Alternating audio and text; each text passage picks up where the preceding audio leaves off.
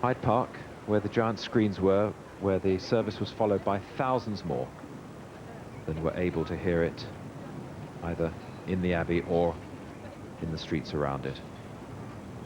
And still not dispersing, as I said earlier, probably friendships made.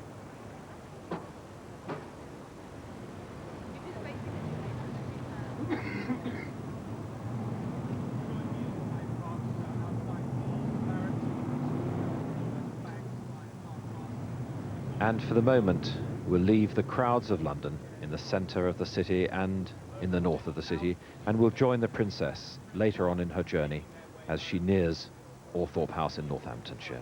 But for the moment, back to Trevor McDonald. John, thank you very much. And as we said, we'll be returning to that commentary as the coffin is driven northwards towards Northampton.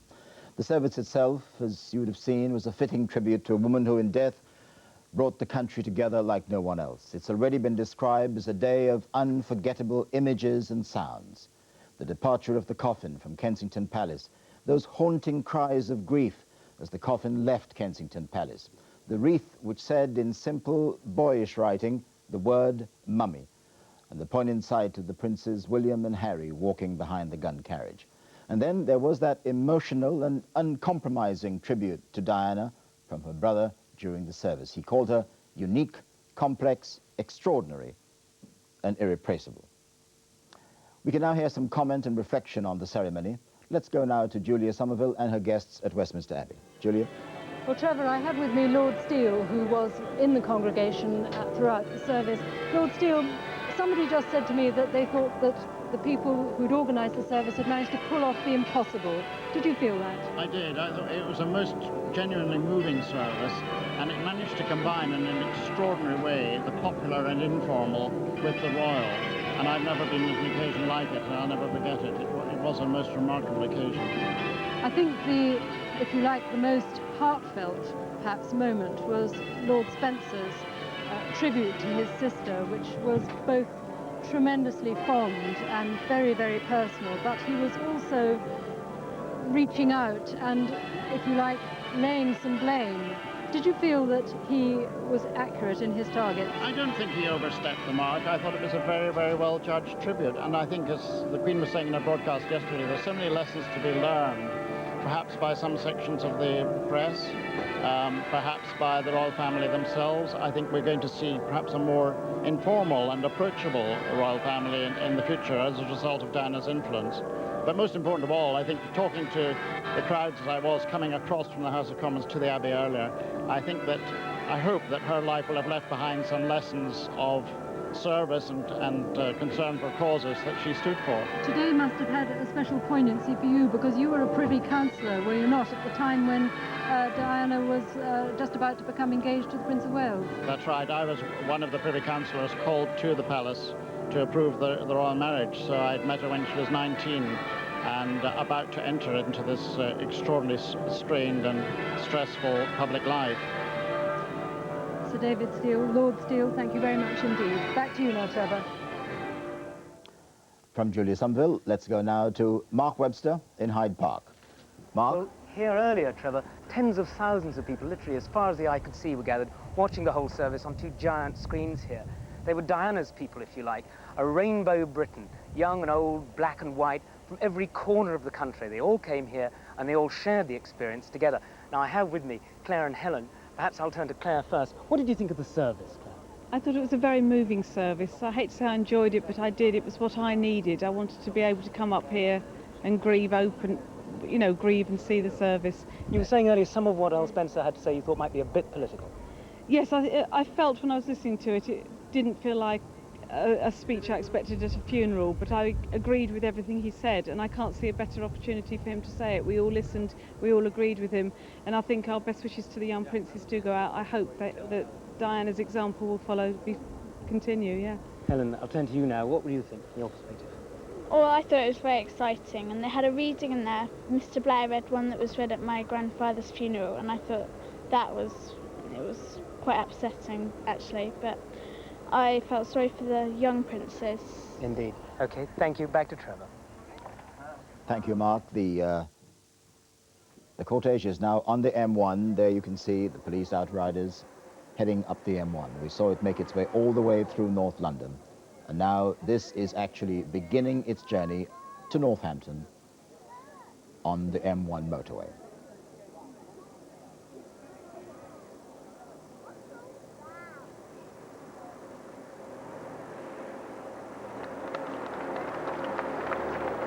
Picking up speed now, heading for that journey up to the Spencer estate.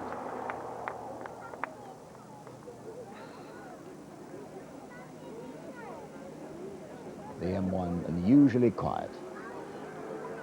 Cleared by police, of course, for this procession up to Northampton. Just a very small party. As we heard, the princes will make their way by the royal train.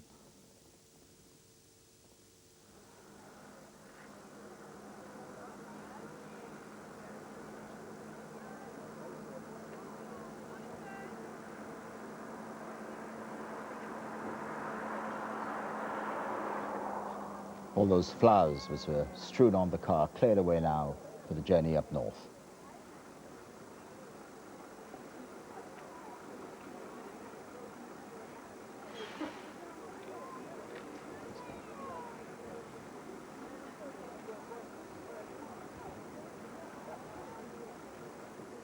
Just before we saw those pictures, we were talking to Mark Webster at Hyde Park. He's there now. Mark? Indeed, I have with me from Portsmouth, Debbie, Christopher and Andy, who I know. What did you think of the service, Debbie? I thought it was very moving. I've never experienced anything like it before in my life, and I'm glad I came up today because I felt it was the way that I could say goodbye to it. It was the only way I could get it out of my system. Yes, you said you've been grieving all week, you've been crying a lot all week. Do you think it's helped? In a minute. It has helped, yeah. It didn't actually physically hit me until the coffin was removed from the gun carriage, and obviously that's when the realisation sunk in that she really had gone. Christopher, what did you think? Well, Elton John's rewrite of Candle in the Wind was very sad, and so was Earl Spencer's speech, and that was what made me cry. And then from then on I just couldn't stop crying, and that was it. And same as my mum, I had to come to get it out of my system. Andy, it must have been the same for you. Terribly emotional experience. It was very emotional, and as Christopher said, Candle in the Wind, and Earl Spencer's speech. Earl Spencer summed up the whole of the nation, I think, the whole of the country there with what he said. Do you think his sentiment in particular, that the two princes should be left alone by the media, is something that everybody feels? Yes, very much so, and the spontaneous applause that followed that, I think, summed up what everybody thought and what the country feels and how he managed to put it across. Yes, just indeed. Wonderful. I can turn back here. But, I mean, you were making the point you thought was a bit political, but obviously his point really is, let the princes have as normal an upbringing as they possibly can. Yes, one of my neighbours on Sunday said to me, who is going to take them to Thorpe Park? And I think that's what really moved me. Yes, my children had those opportunities. I hope those boys have the chance to do things that children do. Yes, for you who's had a very normal upbringing. Do you feel a lot of sympathy for the princes? Yeah, I can't imagine like being in their place and having to do things that they do, especially just after their mums died. And what did you think of how they acquitted themselves today? Well, I think they were very brave out there, because I don't think I could have done that. I think it's only fair to turn to you, Christopher, and ask you exactly the same question. What did you think of those young lads out there today? Well, my heart just goes out to them. I feel so sorry for them. Their like, mum done everything for them. And I don't think Charles will like take them to Thorpe Park, but I think William will take Harry to the pictures and everything. But their dad will take them to some places, but not all the time like their mum did. Well, it's a thought from those people here, I say, have shared this extraordinary experience today. Trevor. We heard how the service, thank you, Mark Webster, we heard how the service at Westminster this morning was a combination of so many things, of the public and the private, of people from all walks of life. Julia Somerville is talking from Sunderland now. Trevor, I have with me Chris de Burgh, who I think needs no further introduction. Chris, you were obviously in there. Tell me your feelings about the service. Julia, that was one of the most extraordinary things I've ever been at or felt a part of. And the most moving moment for me was when Earl Spencer made his tribute to his sister. And outside the Abbey, we could hear the applause as everybody, the people power, showed itself again. And I heard the applause grow, and it came through the west door, up the aisle, and everybody started applauding within the Abbey, and it made your hair stand on end. It felt like the applause was going all the way up to Diana herself in a coffin. It was an expression of power and emotion, and at that point I lost it myself, but I've never heard people applauding in church like that, or certainly not at a funeral. Lord Spencer's tribute to his sister was so incredibly heartfelt, and he was all the time reminding people about what a gift Diana herself had in dealing with people. Tell us how you first came to meet her. I met her about 10 years ago when she got in touch with me about the Enniskillen disaster, and subsequently we've been in touch a lot. I remember various occasions, for example, when she came back from Argentina. The morning she got back, she wrote me a lovely note accepting an album, Beautiful Dreams, that I'd sent her, and she said at the end of the note, I could use some beautiful dreams right now. She was a very charismatic woman. She made you feel special, and she had that gift of making, it's like stardust on everybody that met her. She knew how to be a star in as much as she left something with you after she'd gone and moved away from you. She was an outstanding lady, and beautiful and vulnerable and everything that, you know, we wanted to hold her. Elements, of course, that are very strongly in Elton John's song, and the altered version of which we heard today. My impression was that that came over incredibly powerful. Was it the same for you? Absolutely, Julia. I was sitting a few yards away from him, and I reckon I was one of the few people in the church who, in the cathedral, who actually knew what he was going through. Shortly before I caught eye contact with him, and I gave him the thumbs up, and I said, you know, to myself, good luck, Elton. And the words were gorgeous, and people were extremely moved at the end. I also felt then people wanted to applaud, because we actually heard people outside applauding, but it wasn't until after Earl Spencer's tribute to his sister that the applause really crashed through the cathedral. It's a lovely idea that the world outside and the world inside were communicating like that. It was like a wave of love coming through, and everybody inside, I can tell, were as moved as I was. Well, Christa Burgh, thank you very much indeed for taking the time to come and talk to us today. Back to you, Trevor, now. Thank you, Julia. Let's go to the cenotaph now and to our political editor, Mike Brunson. Mike, I suppose the pulse of normal life is returning there? Yes, it is. Trevor, of course, this is the centre of political power, isn't it? But it has been the most extraordinary experience to stand here with the ordinary people today and to take part in that service, because this street, with all the normally connections with politics and so on, became an open-air abbey during that service, a huge open-air abbey all the way around here. And so 2,000 people in the abbey, 2 million people perhaps in this, what I call the open-air abbey.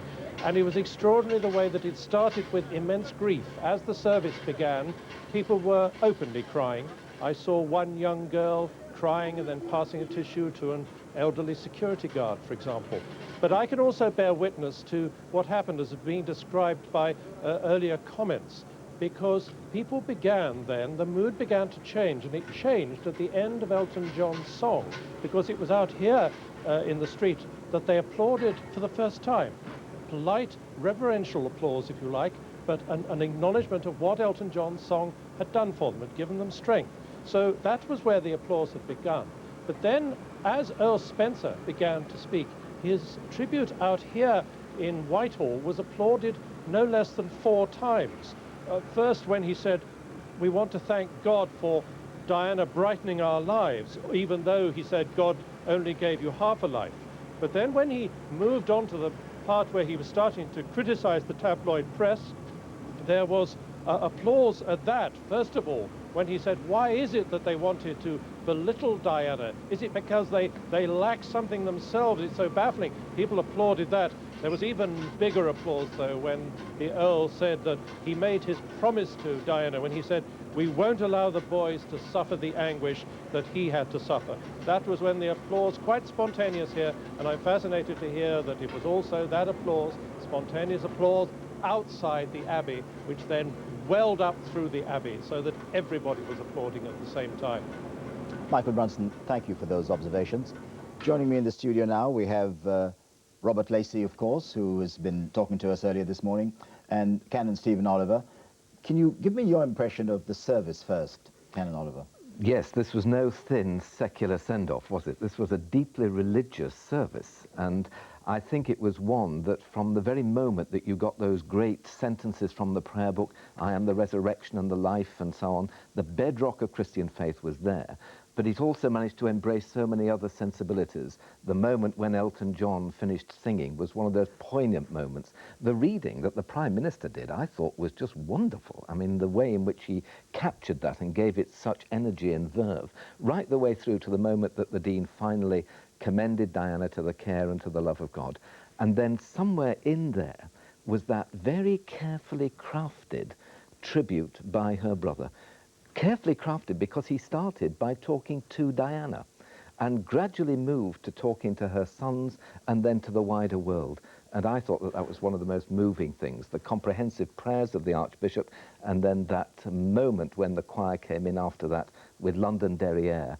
I mean, it was just perfectly captured everything that the Archbishop was trying to say. Robert Lacey, I think this is the point that people are going to remember about the service, or one of the points they're going to remember about the service, the way the Earl Spencer made the point about keeping the boys, he said, duty and so on, fine, but they must also be like their mother. They must also have that touch of the ordinary person. It was quite an extraordinary and pointed point he made there. Oh, it was the high point, and we've been searching all week for words to express what we feel, and I think if there was one set of words that did it, it was that, and I think actually his secular words, frankly, rather transcended everything else.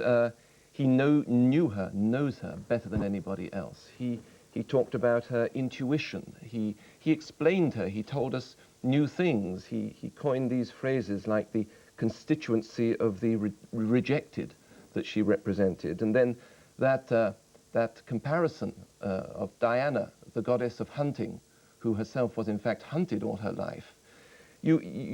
I felt I could understand that island now up in Northamptonshire where she's heading. I mean, the Spencers gave the girl to us and to the press and to the royal family. Her back. The blood family, as he called it. The blood family are taking her back.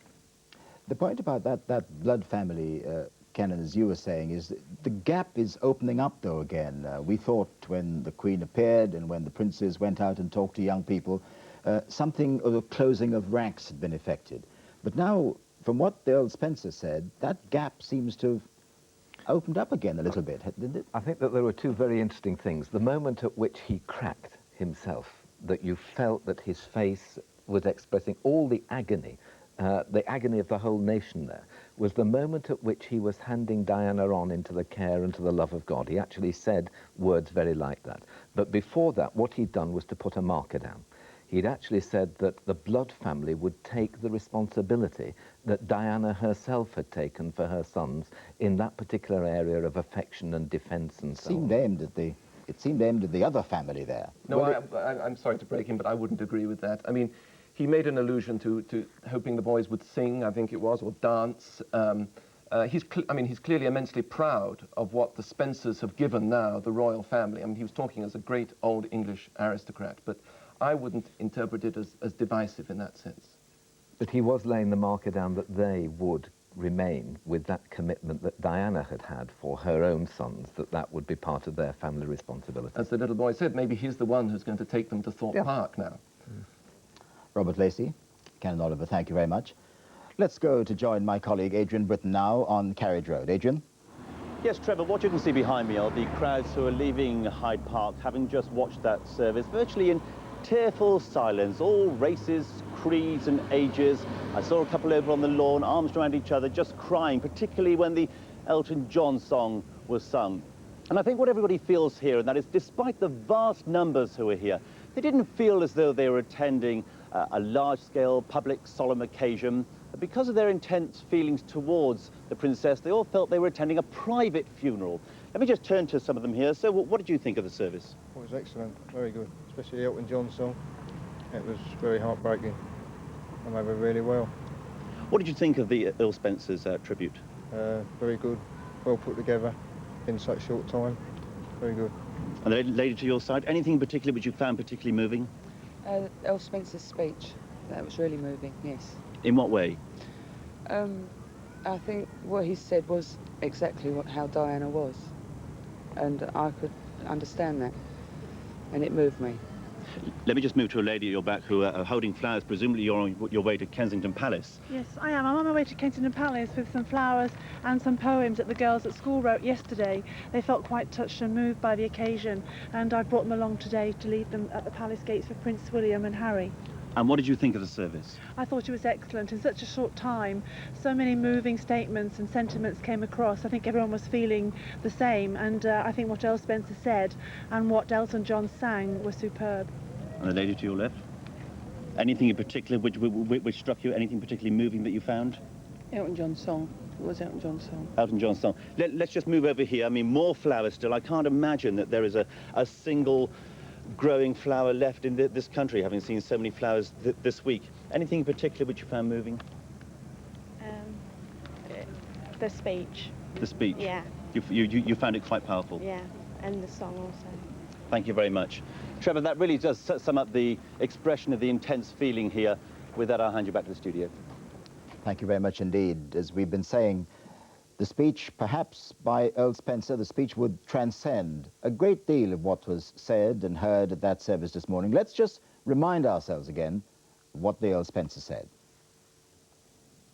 There is no doubt that she was looking for a new direction in her life at this time.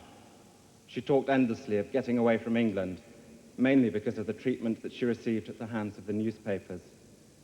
I don't think she ever understood why her genuinely good intentions were sneered at by the media, why there appeared to be a permanent quest on their behalf to bring her down. It is baffling. My own and only explanation is that genuine goodness is threatening to those at the opposite end of the moral spectrum.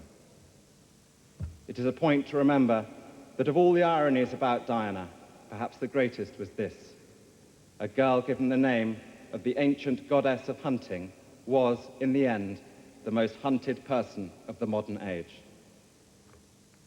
She would want us today to pledge ourselves to protecting her beloved boys, William and Harry, from a similar fate. And I do this here, Diana, on your behalf. We will not allow them to suffer the anguish that used regularly to drive you to tearful despair. And beyond that, on behalf of your mother and sisters, I pledge that we, your blood family, will do all we can to continue the imaginative and loving way in which you are steering these two exceptional young men, so that their souls are not simply immersed by duty and tradition, but can sing openly as you planned. We fully respect the heritage into which they have both been born, and will always respect and encourage them in their royal role.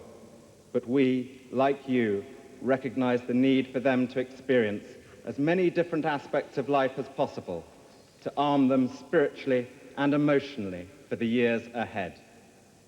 I know you would have expected nothing less from us. William and Harry, we all care desperately for you today. We're all chewed up with sadness at the loss of a woman who wasn't even our mother. How great your suffering is, we cannot even imagine.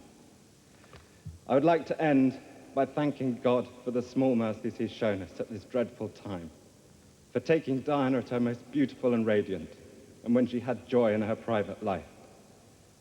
Above all, we give thanks for the life of a woman I'm so proud to be able to call my sister, the unique, the complex, the extraordinary and irreplaceable Diana, whose beauty, both internal and external, will never be extinguished from our minds. And after that speech by Earl Spencer, there was actually applause in Westminster Abbey, and I suppose around the country, as there was also in Hyde Park. We saw it on those monitors. And I think there's some pictures now, helicopter pictures, of the cortege making its way up the M1. Still some way to go to Northampton, but now picking up pace, or having picked up pace. Just a lone hearse on its way to Diana's final resting place. And still you can see the crowds are thinned out a little now, but still people on the motorway. Not something which is usually allowed by the police, but still people on the motorway paying their final respects, and on those bridges overlooking parts of the motorway. All the cars on the other side of the road have stopped. Some perhaps have been stopped by police, but others are doing it just out of respect.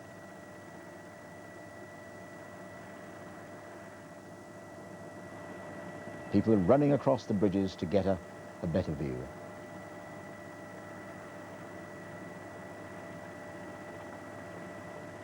Let's now, from those pictures, go to Dermot Murnaghan at our Buckingham Palace studio, perhaps picking up on that point about Earl Spencer's speech. First of all, the press and the other comments he made. Dermot? Yes, indeed, Trevor. I'm joined by Penny Junor, the royal biographer, and Ash Wyndham, a former equerry to the Queen. Penny Junor, Earl Spencer clearly did strike a chord with the people, as Trevor said there. There was applause in Westminster Abbey. We heard the applause ourselves outside Buckingham Palace. Yes, I must say I was disappointed by his speech, by his address.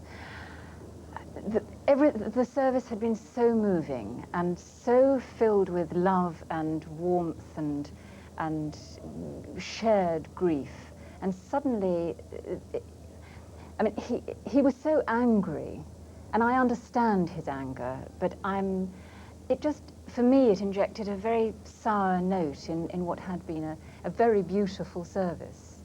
Ash Wyndham, how do you feel that the royal family will have reacted to the Earl's speech? I think they would have understood the sentiment behind it. I think the service itself was a wonderfully crafted bit of work, and combining the ancient and the modern, I think it did great justice to Diana, Princess of Wales.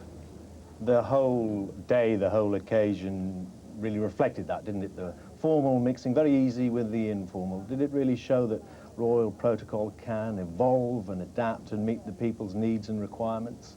Absolutely. You've only got to look behind us now, and you'll see the Union Jack is still flying at half-mast from the standard at Buckingham Palace, and the Royal Standard has not yet been put up. I'm sure that that is a good indication of how the Queen and the remainder of the royal family feel about this. Penny Junor, just reflecting further on the Earl's address there, that's accommodation almost that he sketched out between the royal family and the Spencer family about bringing up the young Princes William and Harry. Do you think that can actually work? Well, I mean, I think the Prince of Wales will do a very good job in bringing up his sons. And I think that was another sort of unnecessarily sour note, I thought, to suggest that it would be her family who would perhaps take over and do the things with them which Diana had wanted for them, which seemed to be as though they were incompatible with the sort of things that the royal family would do with them. I mean, if this is how he's feeling, I just don't think now was the moment to say it. Well, Ash Wyndham, one thing was glaringly obvious about the whole day was the way those young princes conducted themselves behind their mother's coffin. Extraordinary decorum and bearing there. Yeah, it's very brave. Young Prince Harry is slightly out of step with the rest, not quite matching his father's footsteps. Almost eager to get it over and done with, perhaps. Yes, a pace or two ahead on many occasions. It must have been a very grueling ordeal, and one which they're still going through. And, sorry. Yeah, I was going to say that being slightly out of step and walking a bit too quickly reminded me very much of the Princess of Wales's first tour of Wales after the marriage, which was her first walkabout, really, as Princess of Wales. And she was very like that, walking slightly too fast and getting out of step and being all legs and you know, eager. And clearly he was, I mean, you know, totally different circumstances. But it was still a memory to treasure. A memory to treasure. Penny Junor, Ash Wyndham, thank you both very much. Dermot Murnaghan at our Buckingham Palace studio. The focus of the service was, of course, at Westminster Abbey, but there were people in Hyde Park watching the service, following every moment of it on those huge screens, and they made an incredible picture. Let's go now to Joe Andrews, who is at Hyde Park Corner. Most of the people here are now leaving silently and quite quietly. A number of people who spent all night here, in fact, have been catching up with some sleep on the lawns in the sunshine. But 3 people who listened to all of that service are with me now, 3 young people who came this morning from Croydon. Becca, what did you think of the service? I thought it was brilliant. I especially liked Earl Spencer's speech and Elton John's song with the new verse. When you grow up, what will you tell your own children about today? What's the thing you're going to remember most of all? Just how everyone was in touch with each other and like helping each other, like the younger children getting to the front, and that. I just thought it was wicked. And next to Becca is Louis. Louis, where did you come from this morning? Come all the way from Croydon. And what did you think of the service? thought that the service was superb, and that everyone loves Diane very much, and my favourite bit was the national anthem. Why? It was so touching to my heart. What's the bit that you're going to remember most? The national anthem. And next to Louis is Marsha. Marsha, what about you? What did you think of it? It was really nice, and everyone was like paying their respects coming down here and that. My best part was Elton John's song. Everyone stood up and paid their respect and clapped and that. Do you feel that it's helped you, this service? Yeah, she'll always be remembered. How would you like to remember her best? Just, don't know, just as a loving person, friendly, and everyone loved her. Thank you. Trevor, back to you.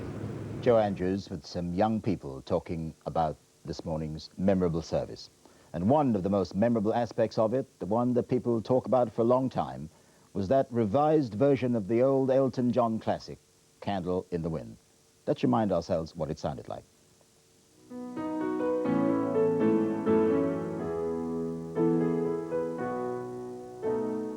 Goodbye, England's rose, may you ever grow in our hearts. You are the grace that placed yourselves where lives were torn apart.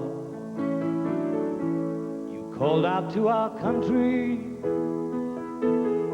and you whispered to those in pain. Now you belong to heaven, and the stars spell out your name. And it seems to me you lived your life like a candle in the wind, never fading with the sunset when the rain set in. And your footsteps will always fall here along England's greenest hills. Your candles burned out long before your legend ever will.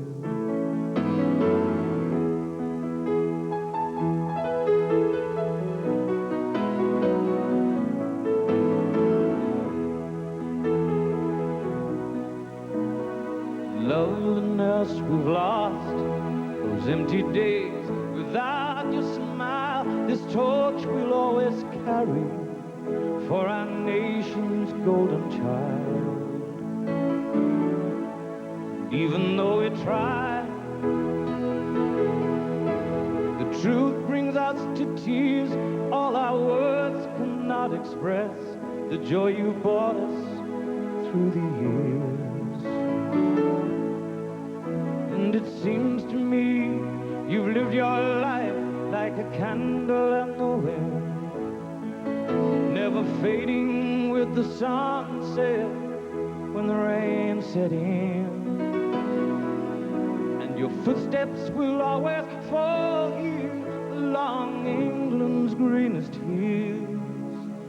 Your candles burned out long before your legend ever will.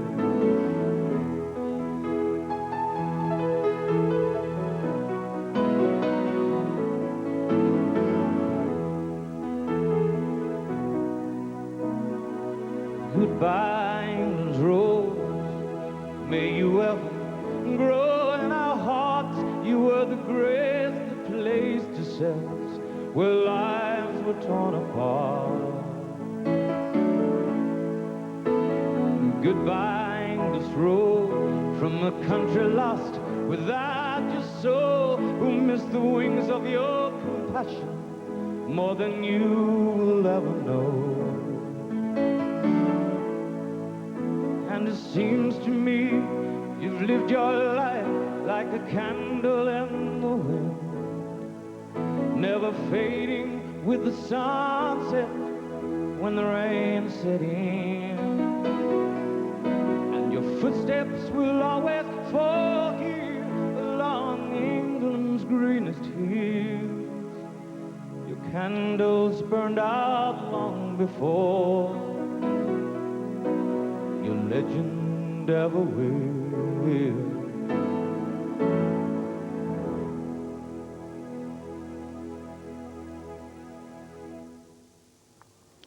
Elton John, he was singing there Goodbye English Rose, although we thought the word should be Goodbye England's Rose.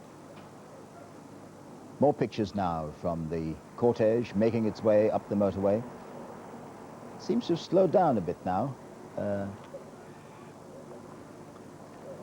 3 police cars in attendance behind. As you heard, the royal princes are in fact, the young princes are in fact making their way there to the Spencer estate by the royal train. The hearse is going up on the motorway virtually on its own. Outriders and police protection officers. And again, the crowds surge forward. I think it was known that on the streets of North London there'll be hundreds of thousands of people. But I wonder whether anybody anticipated how many there might be on the motorway.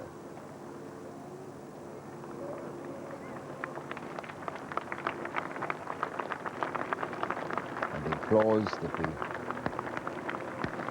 heard earlier in London this morning, again. And the crowd seemed to stretch as far as the eye could see.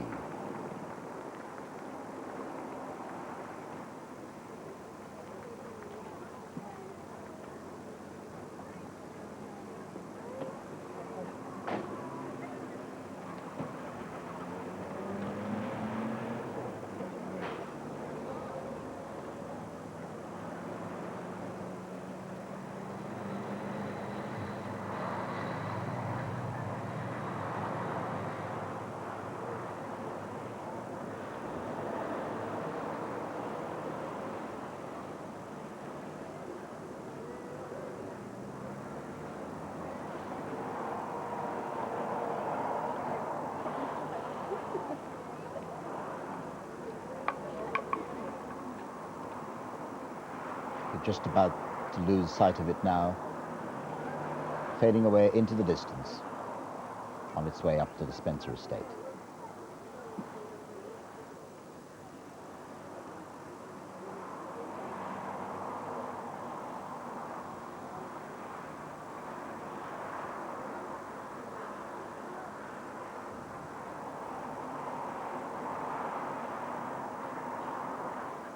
Back here in the studio, Ken and Stephen Oliver, Dean of St. Paul's, and Robert Lacey. Ken and Oliver, first of all, we talked a lot about the service. Can I just take you back to some moments before the service actually begun? Those shots of the Queen with her head bowed as the coffin passed Buckingham Palace. All the members of the royal family, or so many members of the royal family, standing there. Quite unprecedented. I mean, we'd never seen pictures like that before, and I think that the comment was made that around the world people will be looking at those pictures and thinking that that was fairly normal, but for us it wasn't. It was an astonishing picture of royal humility. And give us a sense, in your words, of what you thought the significance of that was. I think that that was royal humility. I think that that was the royal family bowing before the truth of what Diana had meant to the people of this country and making some symbolic gesture that was very powerful. Once we'd gone on just beyond that and the royal princes and Prince Charles and Prince Philip joined that cortege going towards the Abbey, there wasn't a dry eye in the house here, I have to say, that there were people weeping openly. And I think that that speaks volumes as to the power of that particular moment leading up to the service. Yes, they were all gathered there. And then, of course, Robert Lacey, as the canon said, the poignancy of the princes and the Duke of Edinburgh walking along with them. And occasionally you could see the old Spencer, or the father, Prince Charles, occasionally comforting one of the boys. What must have been an extraordinary ordeal for them. Yes, it was a very important symbolic act, because it's well known that in the conflicts within the family, the Duke of Edinburgh has been particularly on the other side when it came to some of the arguments. I like the naturalness of it, the fact that the royal family just came out of their house, as it were. It was an echo of yesterday, when the Queen turned up at Buckingham Palace gates and sort of stopped and said, goodness, what's been going on here? Sort of an acknowledgement of having been out of touch, but moved and wanting to participate in getting straight out. This, in fact, was where there was that intersection between what one would consider sort of royal protocol and the kind of life that Diana actually lived and what she came to represent. Yes, exactly. And if people take offence at what Lord Spencer said, it's because I think that's the sort of speech that Diana herself would have given. The sort of speech that might have offended some people, but which really captured her essence. Canon, we talked about it before, but are you happy with Elton John singing in one of your great churches? I'm more than happy. I have said so all week. The amazing thing about Elton John is that you read words like that, and on the page they don't seem to be particularly profound or moving. But put it with his music, and in a context like a great abbey or a cathedral with its resonances and those great crowds of people, and all of a sudden it is very powerful. And it's powerful in a religious sense, I think. It reaches to the very depths of what human beings are feeling. And I think it worked brilliantly, particularly where it came at that particular moment.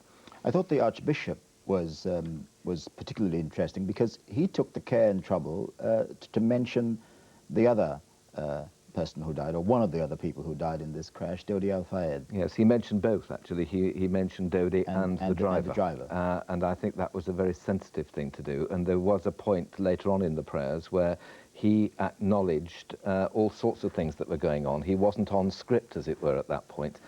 He was praying from the heart, and I think that that came through. You could see by the way in which people were bowing their heads in the park and outside the abbey, the way that they were singing. I suspect they were singing the hymns better outside the abbey than they were in, to be honest.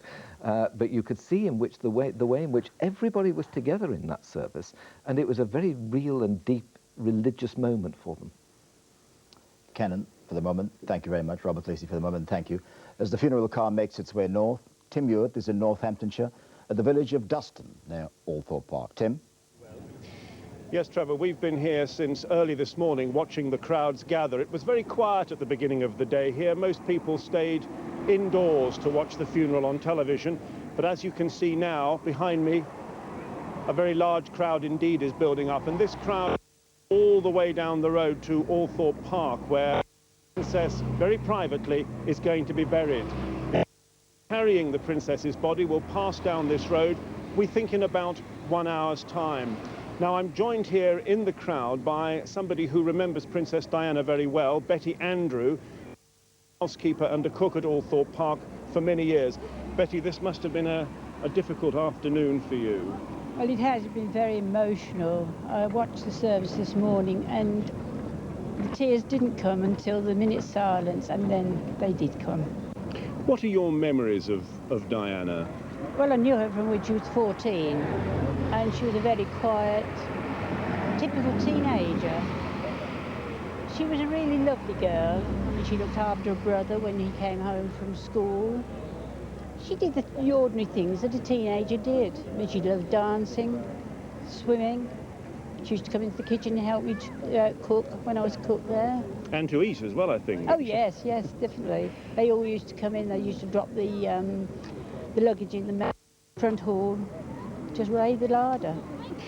Events have taken, obviously, an extraordinary turn since those days. I know that you listened to the speech this afternoon of Earl Spencer. What were your reactions to that? Because he had some very strong things to say, didn't he? Yes, but I think I believed everything he said, because I think that was what he thought, and I think that's what I thought as well. It was a really lovely speech. Good. Betty, thank you very much. So we're expecting, Trevor, once again, the hearse carrying the Princess to pass by here very soon. This road will be closed. Mourners will line this route for the couple of miles to Althorpe.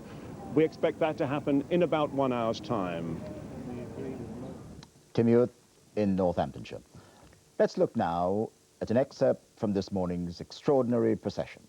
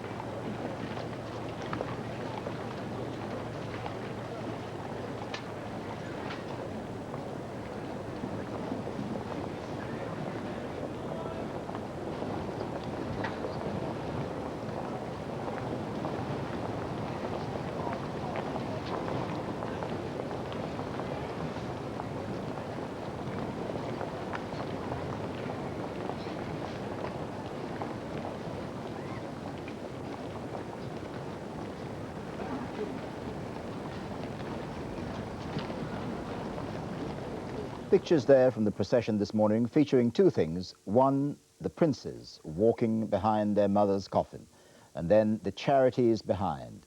There were so many people from the charities who marched behind the coffin down to Westminster Abbey. Dermot Murnaghan can now tell us a little bit about how the service was organised with the help of his two guests. Dermot?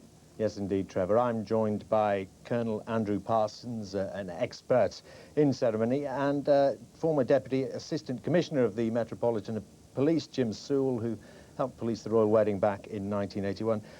Colonel Parsons, just looking at those scenes there of the young boys lining up behind the coffin of their mother with the Duke of Edinburgh, with Earl Spencer and with Prince Charles. And then the people involved in all the charities milling in behind. There it was. There was the mixture between the ceremonial and the informal. Wasn't it done beautifully?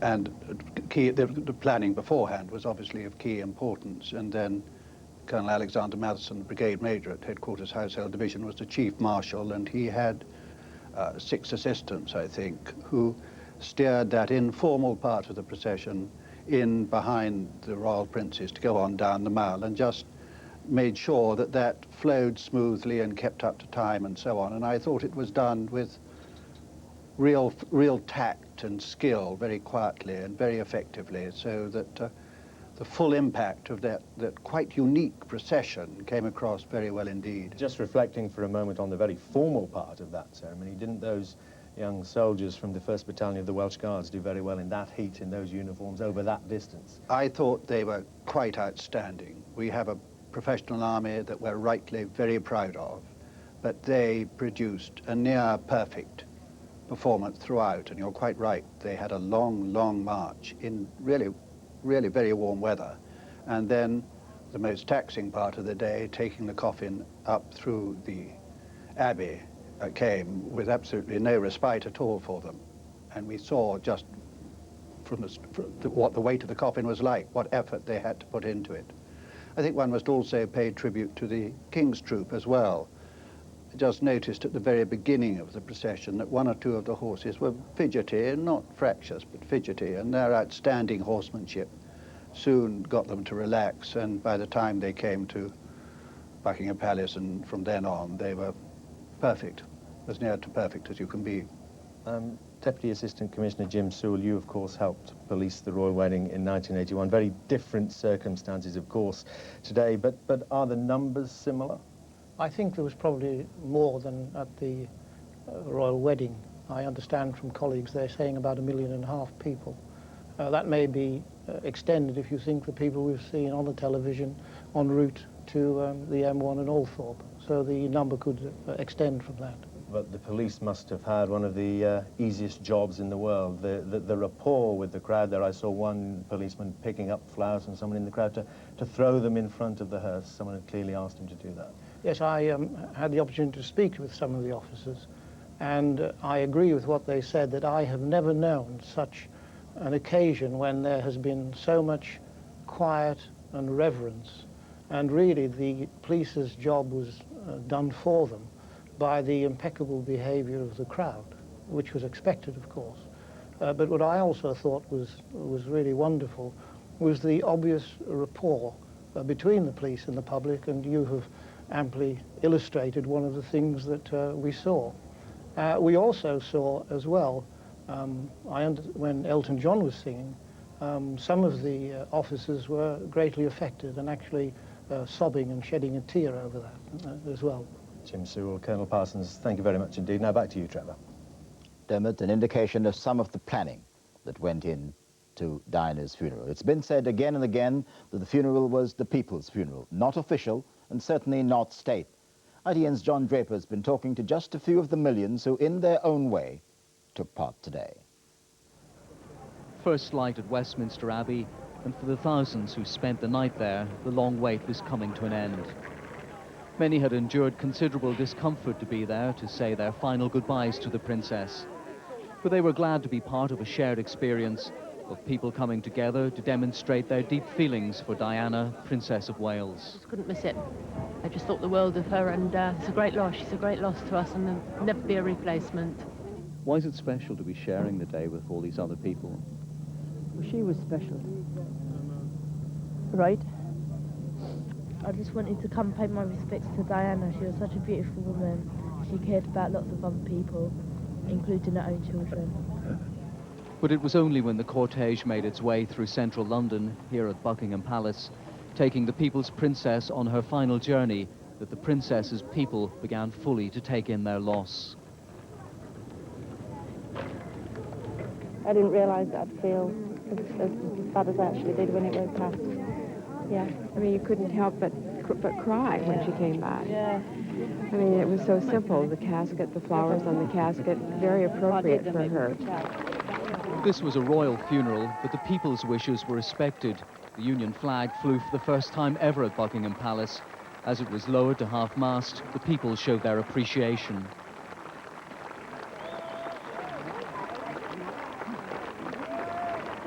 Tens of thousands watched the funeral and the service on massive screens in Hyde Park. Elton John reflected their feelings. And it seems to me you live your life like a candle in the wind, never fading with the sunset when the rain set in. And your footsteps will always fall here along England's greenest hill. Your candles burn out wonderful. Your legend never will. At the Abbey, the service was also relayed. The Earl Spencer's tribute striking a chord with those outside. We want you to know that life without you is very, very difficult. As inside the Abbey, they broke into spontaneous applause. At Harrods, a few miles away, the minute's silence which ended the service had particular poignancy.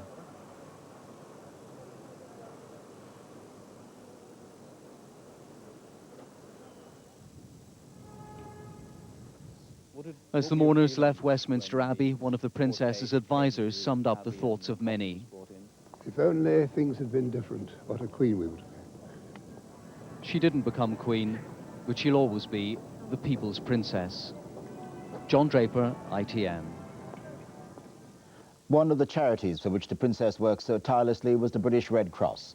One of the officials of that charity is talking now to Julia Somerville. Julia?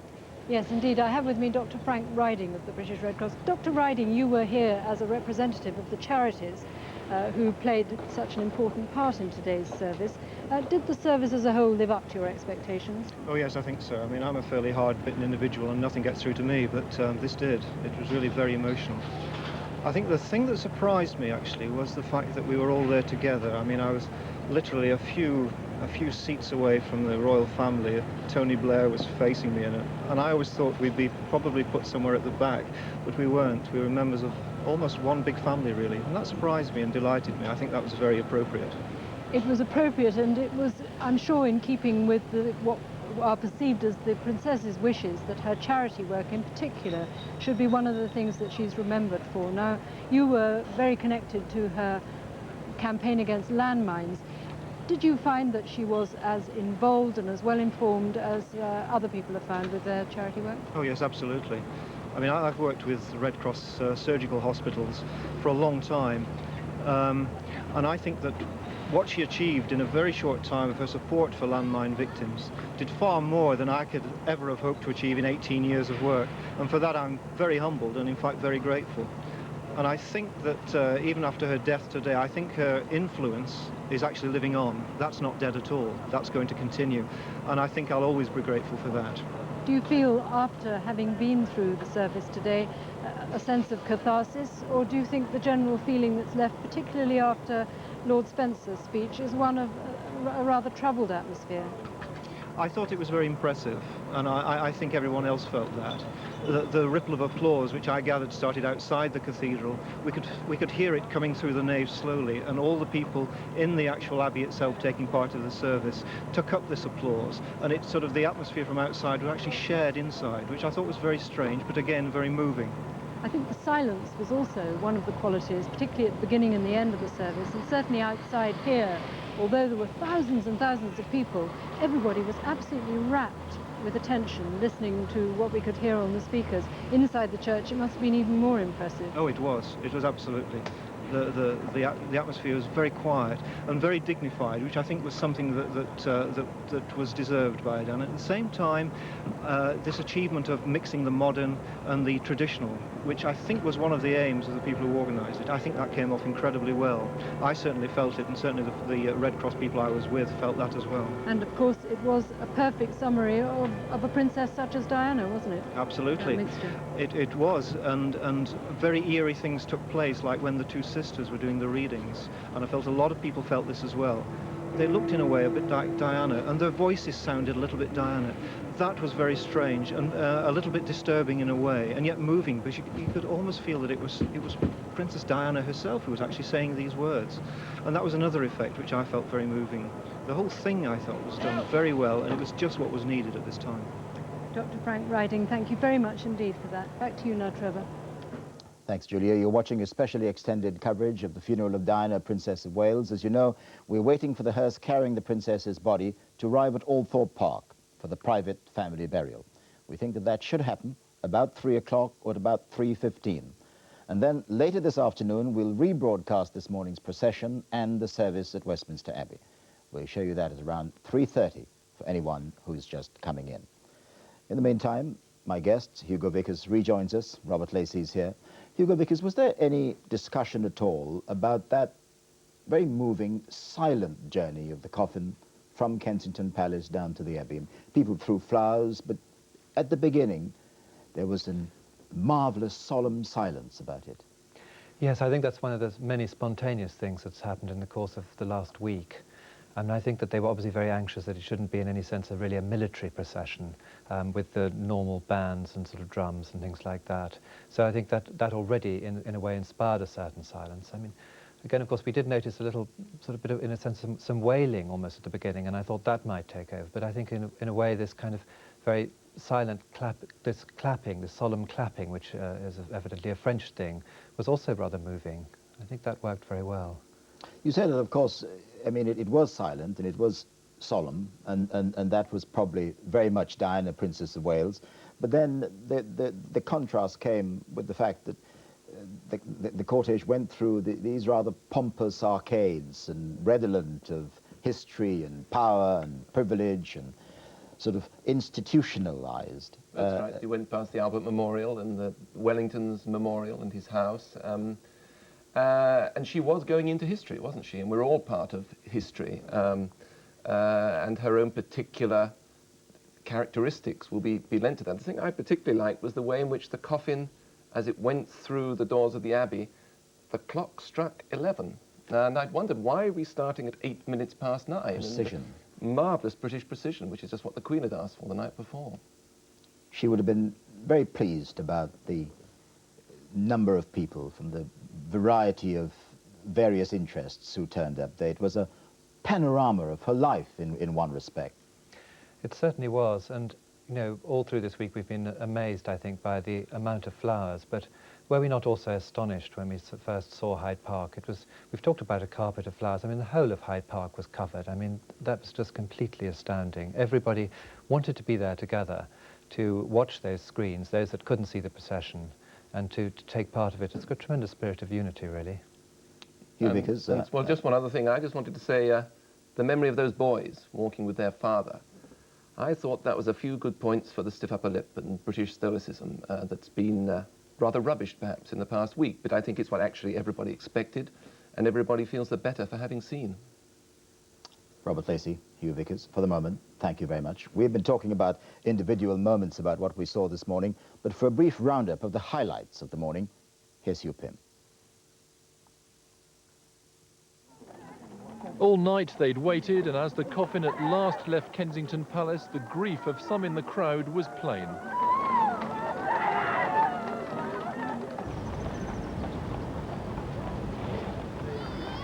The coffin borne on the gun carriage of the Royal Horse Artillery, the bearer party from the Welsh Guards. Thousands packing every inch of this extended route. But apart from the sound of the horses' hooves, the procession was watched in almost total silence. At Westminster Abbey, those invited to the funeral were arriving from the world of entertainment: Tom Cruise, Tom Hanks and Steven Spielberg. From the world of politics, Lady Thatcher among former Prime Ministers, and Hillary Clinton.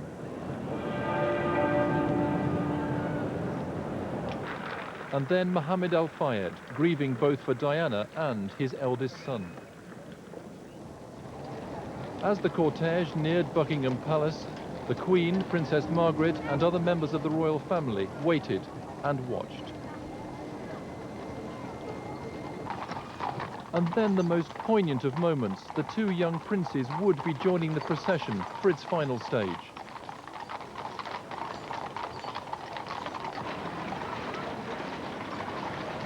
Prince William and Prince Harry, their father alongside, with Earl Spencer and the Duke of Edinburgh. More than 500 representatives of Diana's charities processing slowly behind them.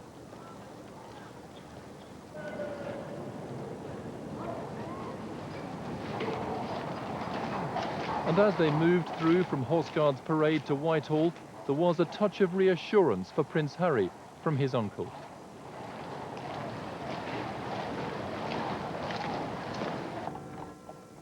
And at last they reached the Abbey, exactly as planned, a few minutes before 11, for this essentially private service, which was to be at the same time a uniquely public occasion.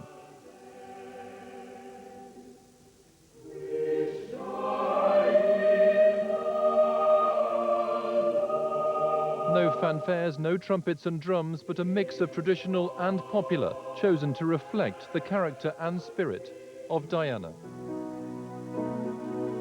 Goodbye, England's rose, may you ever grow in our hearts. You were the grace that placed yourselves where lives were torn apart. Goodbye, English road, from a country lost without your soul, who missed the wings of your compassion more than you will ever know. And so to the tribute to Diana, Princess of Wales, by the Earl Spencer, with strong words for the media, who he said had hounded his sister. Of all the ironies about Diana, perhaps the greatest was this. A girl given the name of the ancient goddess of hunting was, in the end, the most hunted person of the modern age. And the young princes, Prince Charles and members of the Spencer family arriving there, they arrived by royal train at Long Buckby. And from there, from the cars which are positioned there, we imagine that they will have a short drive to the Spencer family estate at Northamptonshire. Just got those pictures in. Long Buckby is the station. Live these pictures are. The princes and the Spencers, Prince Charles included, just arrived, a fleet of cars there to take them all to the Spencer estate, where everything will be private.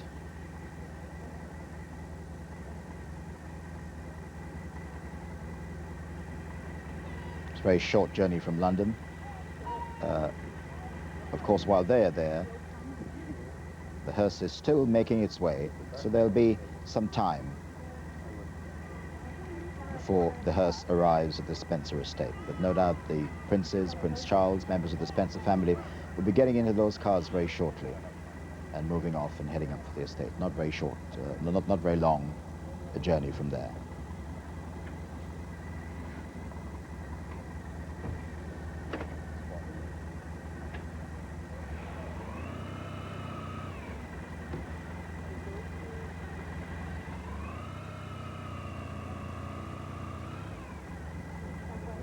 So Robert Lacey, the princes reuniting with the cortege now in Northamptonshire.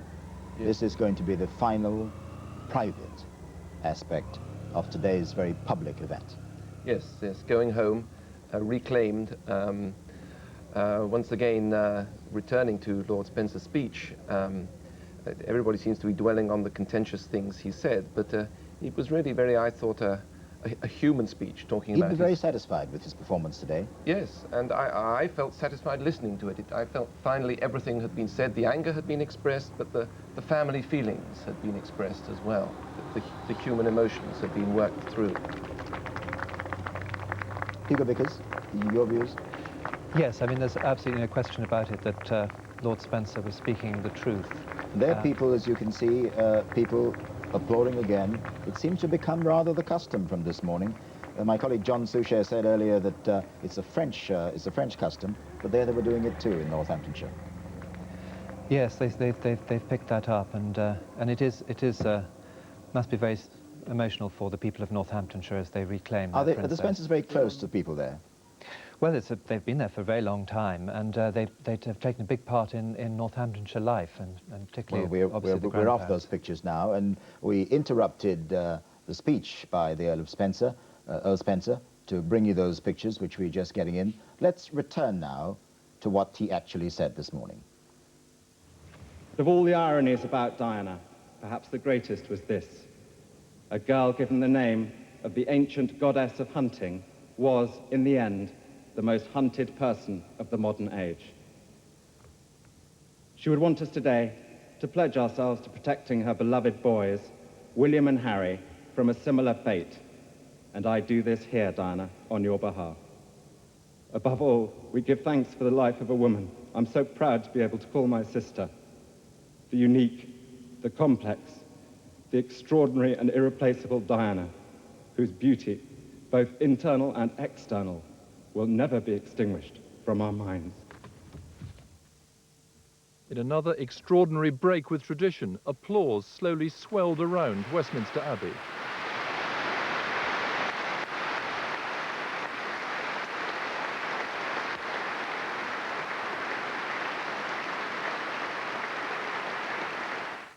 Finally, the minute's silence.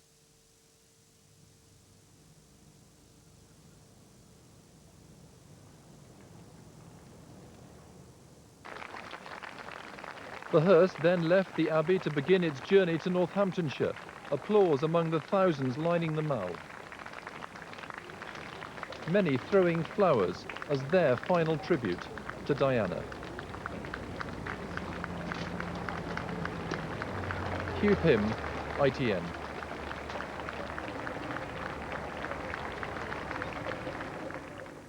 We've just heard that the police estimate there were 1 million people in London this morning following the proceedings at Westminster Abbey. 1 million people coming out in tribute to Diana, Princess of Wales. Joe Andrews is in Hyde Park.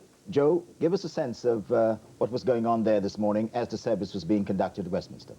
There were literally thousands of people here. Most of them were listening in silence, and I guess that here too the applause started for Earl Spencer's speech long before it became heard inside Westminster Abbey. But the numbers of people I've spoken to here who say yes, the Earl Spencer speech will remain with them. But I think what will also remain with people here is the silent sight of that coffin coming up Carriage Drive. Most people here were able to see it for 10 to 15 minutes in complete silence. All I heard then were people beginning to cry, and it was a truly extraordinary thing. You were right close up to the route. It must have been very moving. It was very moving. People were very tired by that stage. A lot of them had been here all night. I was here until about midnight last night. Spoke to some of the people. They did have some rain during the night, but they were completely determined that they would stay here until they saw the coffin. One of them said to me that he wouldn't believe that she was dead until he had seen with his own eyes the cortege come past him. Mike Brunson talked earlier, he was talking from the cenotaph, about the friendliness which seemed to have evolved over these many hours and days among the people. Did you see evidence of that there? Certainly, yes. Children were pushed to the front very gently. I was at St James's earlier this week and I was completely struck by that.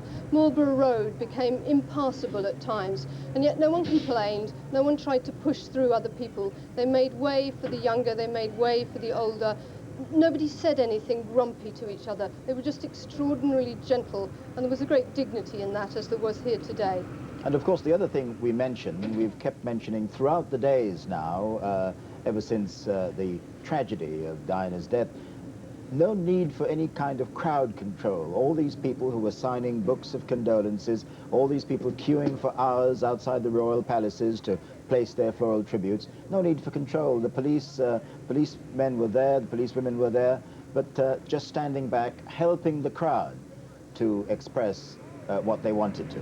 Yes, the policeman who was standing beside us said that he had been at Winston Churchill's funeral, and he had been down, I think it was 3 o'clock in the morning. He said he'd gone down to the Thames and he'd nearly frozen to death. And he stood beside us and talked about it. And a lot of the children who were here, for whom this was the most important day of their lives, were able to listen to him talking about what for him up until today had been a very big day. Joe, the other thing we picked up was that they themselves, the policemen, were very strangely moved. Not that they're incapable of expressing these human emotions, but we don't always see them in that light. No, we see them doing a very tough job. But I looked at some of the pictures this morning, and they themselves were very moved, weren't they? There was a very large bearded inspector who was standing in the middle of the road, and at one stage he got out his handkerchief, wiped both of his eyes, took his hat off and blew his nose and then put it back on again. And it was just the same for the police. They were standing round the cameras afterwards saying that that was quite extraordinary, that they had never seen anything like it, and that they were moved just like ordinary people. And is anything of normal life returning now to Hyde Park there? Yes, as you can see behind me, the flowers are still being laid down. People are still coming to read the messages. Interestingly, on these flowers, some of the messages are not for Diana, but in fact for the two princes, commending their performance today, telling them how much people here love them. There are other people who, as I say, have been here all night, who are taking the chance to catch up on some sleep. So they've got the sleeping bags back out and the pillows, and they've just fallen asleep in the sunshine here.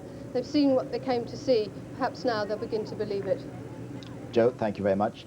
Let's go to join Adrian Britton now in Knightsbridge. Adrian? Yes, Trevor, it was interesting to hear you say a few minutes ago about the police estimate on the number of people who came to London.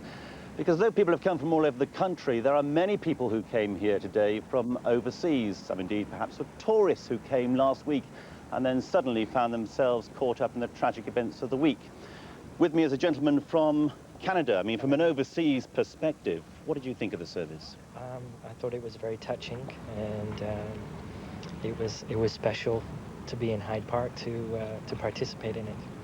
What did you think of Earl Spencer's speech? Many people have said today that it was very, very forceful. I thought so. It's difficult living overseas to really understand how the situation was here, but for me, perhaps some of it would be better suited at another time. You think it was inappropriate? Yes, I do, yes. Two ladies here from the United States. From an overseas perspective, anything in particular which you found particularly moving? I felt that the calm was moving. The many people in one place was probably the most special. When you were there, when you were watching the service on those large screens at Hyde Park, very, very quickly, what was the feeling like? Any particular emotion that came to mind when Elton John was singing his song? When Elton, sadness. It was extremely sad. It was a beautiful song, though. I loved it. The words were perfect. I think he did a wonderful job. Thank you very much indeed for talking to me. With that, back to you, Trevor. Adrian Britton in Knightsbridge. And now someone who has had a very close, a very important role in the life of Diana, Princess of Wales. Lord Richard Attenborough, we understand, actually gave her coaching lessons about speaking. He's talking now to Julia Somerville. Julia? Yes, indeed. Well, Lord Attenborough, you are known, I hope you won't mind me saying, as a man who shows your emotions. I think today was a day when everybody involved, whether they were outside the church watching on television or inside the church, could not help but show their emotions. It was that sort of occasion, wasn't it? It was. It was unique. It was extraordinary. I thought the service as such was so wonderfully adjudged. The two sisters' readings, Earl Spencer's address, which was courageous and outspoken and critical in some degree. I felt Elton sang as only Elton can, and Cum Ronda, and the Prime Minister's reading of Faith, Hope and Charity. I mean, I thought that was just wonderful, marvellous. And as someone who knew the princess for a very long time and, if you like, helped bring her forward, made her into the swan that she became, did you feel that that poignancy about her came through? I'm very sorry, they want us to go back now. Back to you, Trevor. And I'm sorry we had to interrupt Julia Somerville there and Lord Attenborough, but we have some pictures which suggest that the cortege is now arriving, or the royal family, I'm sorry, arriving at Althorpe. Procession of cars. I'm joined by our royal correspondent, Nicholas Owen, who's joined us in the studio. Nick, here are the pictures yes, just coming in. Getting more formal again in a way, Trevor, isn't it? A cavalcade of those large motor cars. Yes. Associates with royalty and top people generally, compared with a sort of informality, really, one might almost say. But still a sprinkling of people on the sidelines, and look at the bouquets outside the Spencer estate, the entrance to the Spencer estate. As the royal family, the princes, sweep in through the gates for what we know is to be a private, strictly private burial service, Earl Spencer has made it clear that they do not wish the world's cameras to see the final interment of the Princess of Wales, and I think there is nobody at all who would begrudge him that wish. I think those are the last images. That convoy now goes, and let's go back now to Julia Somerville with apologies for interrupting the noble Lord Attenborough. Thank you indeed. Well, the noble Lord Attenborough very graciously agreed to stay on. I was just really raising with you the fact that you had known Diana as, you know, a young girl, really, which is what she was when she came on the scene. You gave her help in a number of ways, and at the end, you must have felt you had helped produce a real swan. Oh, I couldn't possibly take that credit. No, my assistance was really about speaking and microphones and so on. The one thing that I do take pride in happened quite latterly, which of course was the landmines campaign, which I helped to persuade her to take on board, as it were, not merely to deal with it, as she did with quite a number of other charities, quite privately, that this really did need to be said, and said loudly. A certain amount of the establishment were very cruel to her and condemned her for, they said, moving out of the area where the establishment and the royal family ought to be. But I disagree profoundly. In fact, I believe there's the possibility that the Landmines Conference in Oslo, the treaty, if it's signed, may be called the Princess Diana Treaty. And that she did. There's no question whatsoever. Around the world, she made that possible. You made a remark earlier, which I thought was marvellous, Julia. If one wanted to say anything about her, what she wanted to do, particularly for her sons, was to make them aware of the outside world, not live in that ring-fenced atmosphere of establishment where nothing, it's red carpets and public arrivals and procedures and so on. She wanted them to know about the cruelty and the hardship and the deprivation and the unfashionable things. And you said just now how wonderful it was that when Earl Spencer finished his address, it was from outside that the approval came. And sitting in the Abbey and hearing that applause begin outside and then move all the way down the nave until the whole congregation were applauding with such affection and respect and awareness of what she's contributed. I thought it was an extraordinary and unique occasion. Talking about that side of Diana and her desire to make sure that the princes grew up with her values, what did you make of Lord Spencer making this very clear declaration that he and the Spencer family were going to take those princes over in that respect? They were going to make sure that they fulfilled that function in their lives. She believed in that passionately, and I think it would have been heartbreaking if Earl Spencer had not been as outspoken as he was. The family adored her, as millions and millions of other people did. And I think that what she stood for and the contribution that she's made, I mean, it was very revealing, wasn't it? You know this more than I, because you do all this sort of commentary on national events and so on. The fact that the Queen did not record her speech, and the fact that she spoke live and said, we must not forget what Princess Diana did and stood for, we shall remember, etc. Now that happened, I think, in large measure because of the scale of the public determination to recognize what she did. And I think Earl Spencer's a very determined man, and if he calls on people like me very humbly to do whatever we can, we will do anything he asks. Lord Attenborough, thank you very much indeed, and thanks for your patience in sticking with us. Back to you now, Trevor. Thank you, Julia, and thank you, Lord Attenborough. Nicholas Owen, our royal correspondent, as I said, has joined me now. He's sitting alongside Hugo Vickers. Nick, what are your impressions, overall impressions of the day? I suppose it's much as it's been all this week, really, Trevor, that nothing was predictable. Everything was surprising. We knew Elton John was going to sing, but we didn't really know whether that was going to go well. It could have been a little embarrassing, frankly, but it wasn't. It was fantastic. We didn't know quite who would walk behind the coffin, and there was the Duke of Edinburgh, the grandfather of William and Harry, determined to show, obviously extremely from the heart, that that family were absolutely united in supporting those two boys. I didn't expect to hear applause on the London streets like that in the way that we heard it. I didn't expect to see flowers hurled at the hearses that went by. I didn't expect all sorts of things about the day. That's really the point. So many set pieces we were ready for, so much about it we couldn't possibly have been ready for, and we all share across the whole country, across the whole world, in this sort of spontaneous reaction to things. When it actually happened, I heard you exclaim almost about the members of the royal family, senior members of the royal family, coming and standing outside Buckingham Palace. We usually see them on the balcony. They'd come down to the people's level, almost to Diana's level at that moment. Absolutely. Absolutely. There they stood, just a sort of family group. The Duchess of York, you notice, was in that group. And yes. Of course, you know, she is divorced from the Duke of York, and so emphasizing really that at times of grief, at times of when death strikes, families do thankfully come together. And there was that family together on parade in public grieving.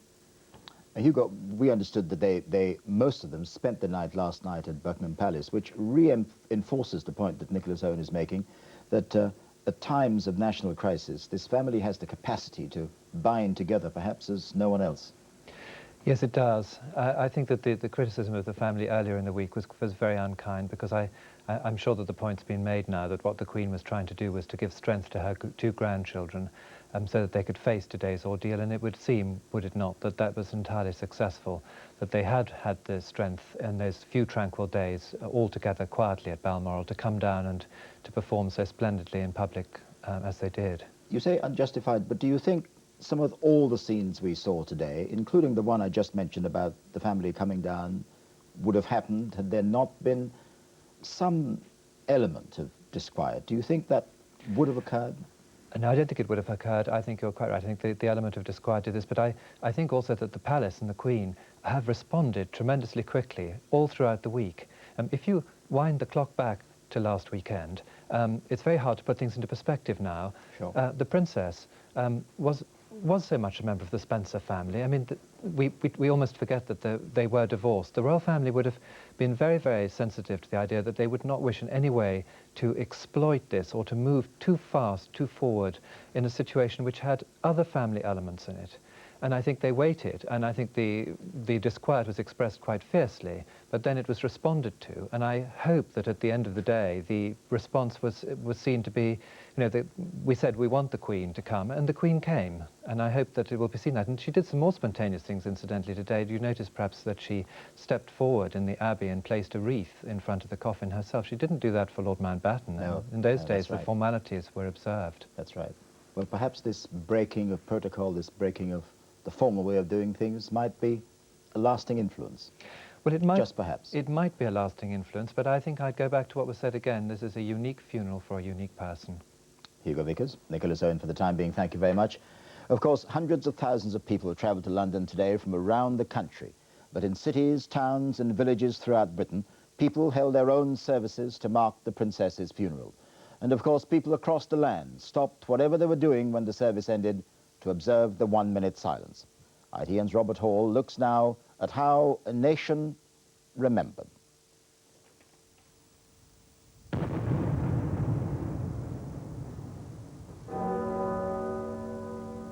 United in grief. In every square, in every street, the nation paid its respects and said its farewells.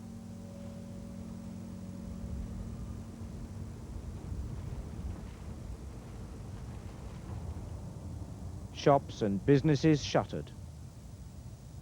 The country's transport arteries deserted. Heathrow Airport, rarely still, had halted all flights to mark the princess's passing. A lament at a crossroads of the world. And in Belfast, a city with so many tragic stories, daily life was frozen as they shared another family's loss.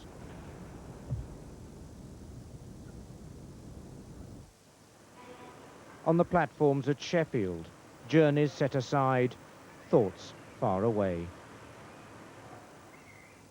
Far to the west, the toll booths on Plymouth's Tamar Bridge closed to what little traffic remained. Those who could had gathered at their parish churches. Many hundreds watched this last journey amongst a worldwide television audience.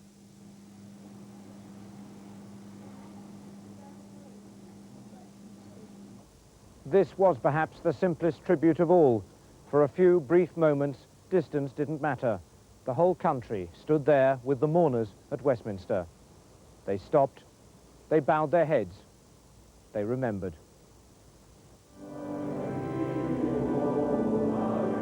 In Cardiff Cathedral, Welsh voices raised for their princess. The silence broken, the moment passed. But this had been a day when every person in every corner of Britain could make their promise never to forget.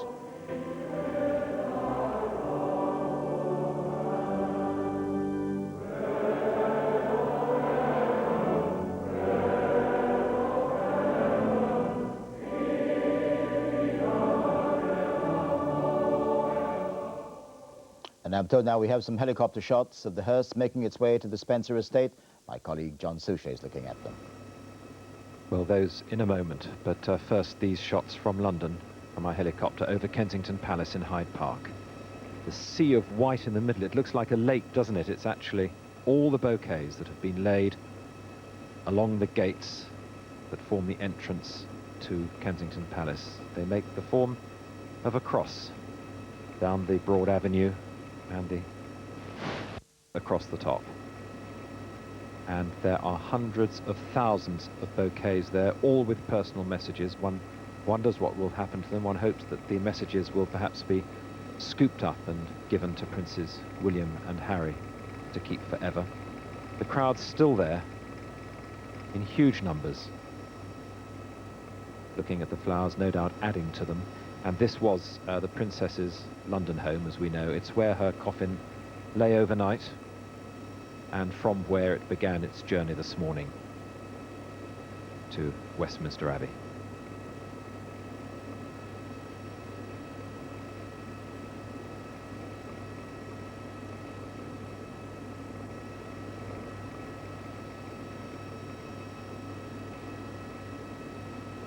A sight there that has never been seen before, and which surely sums up the day and the love that so many people felt for Princess Diana.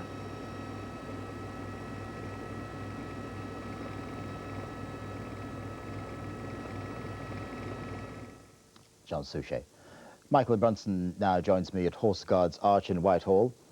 Michael, the crowd seem to have dispersed there now. Yes, the crowds have dispersed, and in any moment now you may have visible signs very much of life returning to normal, because the road is now being opened.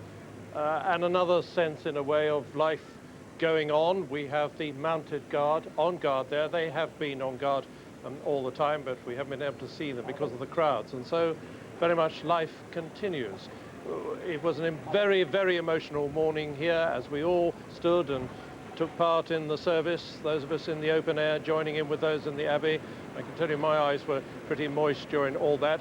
But now life is picking up. Yes, you can just see the traffic behind me. And I think in a way that's a symbol of something that I think will be the legacy of Princess Diana now, because in three particular ways she is going to have an influence on the political and constitutional life of this country, in my view. As Lord Attenborough was saying earlier on, the landmines campaign, that will go on. She will always be remembered for that. But tomorrow, Mr. Blair goes to see the Queen for lunch and so on at Balmoral. Absolutely no question that privately, one of the things on the agenda will be, whither the monarchy now? How does the monarchy proceed from now? Not that Mr. Blair will force any particular ideas, but it is bound to be discussed. And I'm sure the royal family will have taken great strength from all that has happened today. And thirdly, as a result of Earl Spencer's very fierce words in the Abbey, the whole question of the conduct of the press. Of course, there will be those people who would tell you that it wasn't just the press who were criticising Princess Diana. You remember the criticisms that came from within the last government, and indeed some MPs recently, one of them saying, oh, here we go again, when she was making some critical remarks. But certainly I think that will be on the agenda. So as we speak to you here, life coming back to normal, Diana's legacy living on in all kinds of ways. Michael, can I just pick up the point? Because we were talking all through last week when there were these first calls after the first denunciations about the paparazzi. We were talking about the possibility not only of bringing in new laws about the freedom of the press, about privacy and so on, but about using those laws which exist now to try to stop this kind of harassment. In view of what, as you said, Earl Spencer said today, do you think that is likely to give any further momentum? He was pretty forthright about it. Oh, he was very, very forthright. I was very surprised indeed, but there is no strength whatsoever of the strength of feeling by the Earl. As you know, he immediately denounced the press the moment the news came through. Then he requested that 6 or 7 editors of tabloid newspapers should not attend the funeral. And today he used, very unusually, the tribute in the Abbey to make this point. In answer to your specific question, I'm certain that it still remains the government's view not to rush into any new laws. It's a very difficult area to legislate in.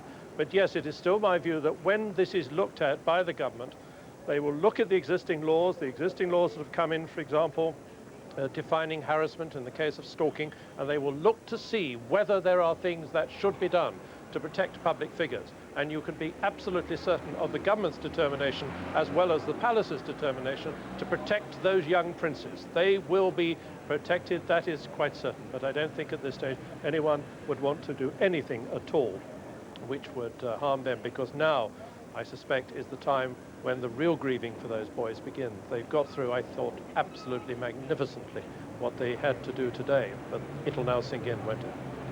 Michael Bunsen at Horse Guards Arch. And while we're waiting for the hearse to make its way, here are some hymns and songs from the service this morning.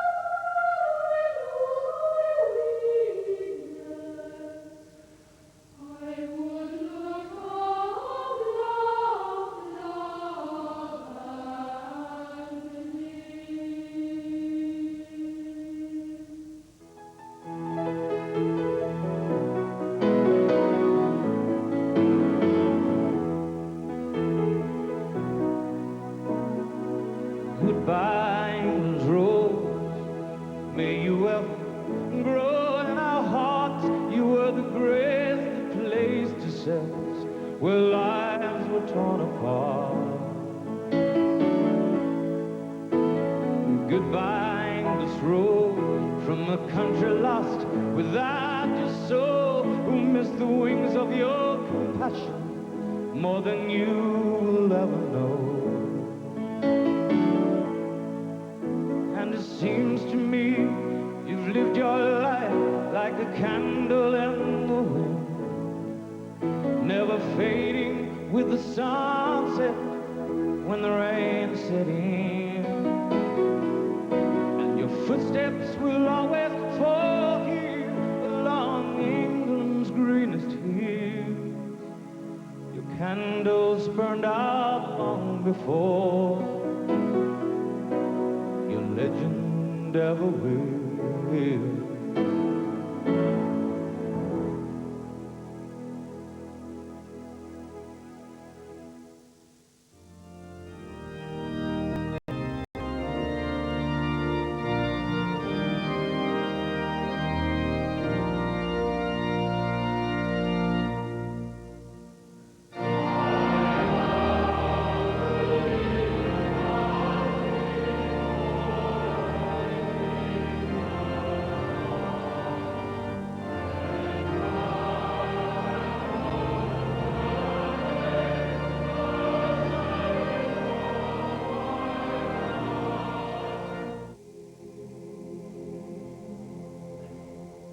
Let's go now to my colleague John Suchet, who has some news about the progress of the hearse towards Northamptonshire. John? Yes, still on the M1, the northern section of this journey. You can see the traffic, the ordinary traffic behind it, travelling very slowly. And perhaps ordinary traffic going in the other direction, it's impossible to say. But when it reaches the junction on the M1, it will turn off to travel northeast from the M1 towards Althorpe, the final private funeral this afternoon.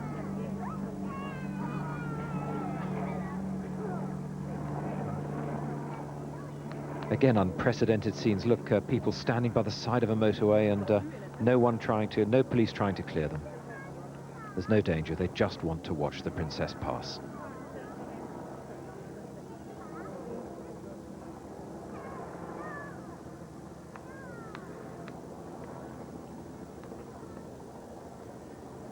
Slow, stately, perfect formation. The Princess of Wales on her final journey.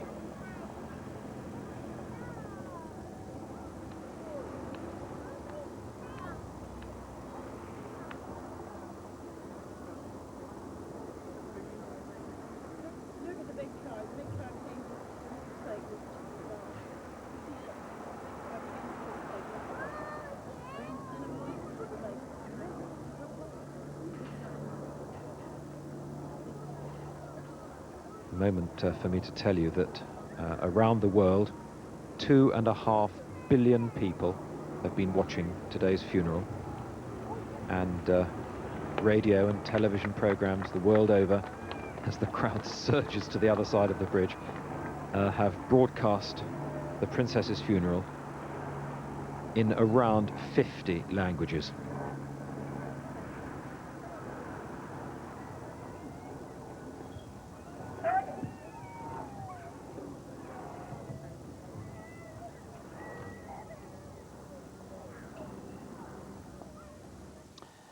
Nick, the hearse making its final journey, the final stages of its journey. Robert Lacey, who was sitting in that seat before you came in, was making the point that in burying the princess on that island, the Spencer family are almost reclaiming her, to their memory at least.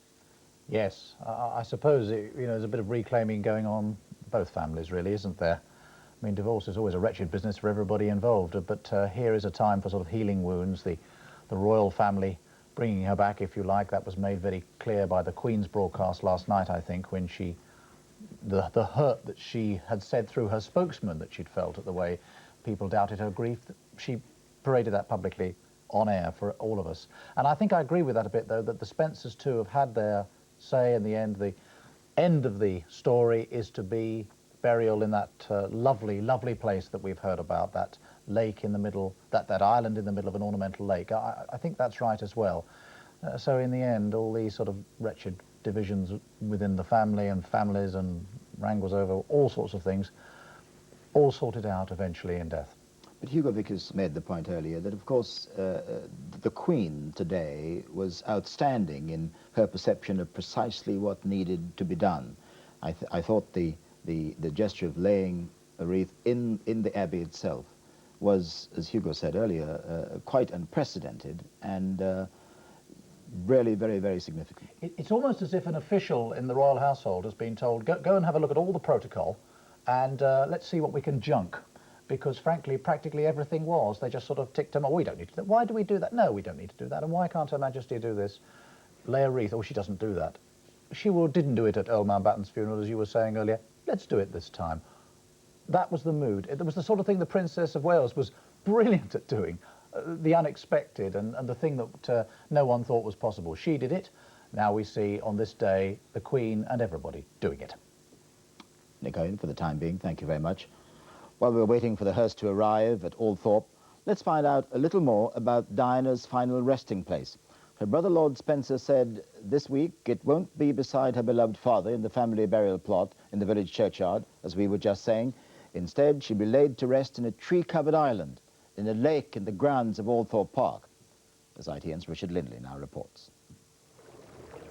It's like something from a medieval romance. An island surrounded by a beautiful ornamental lake, Diana's last resting place is a magical spot, fit for a legendary princess. This is a part of the Spencer family estate that she particularly loved.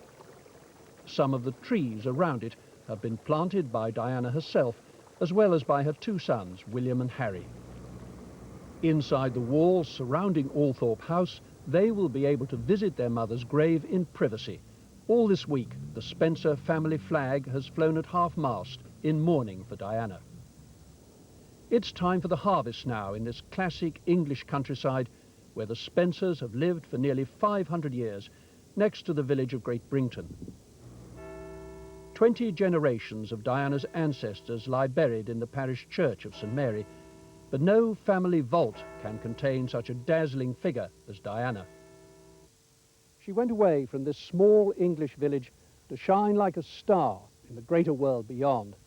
Now the light that illuminated so many people's lives has gone out. But as a handwritten note here in the church puts it, Diana, your light will shine forever in our hearts. All week, people have come to pay their tribute to Diana and lay their flowers at the gates of Althorpe House.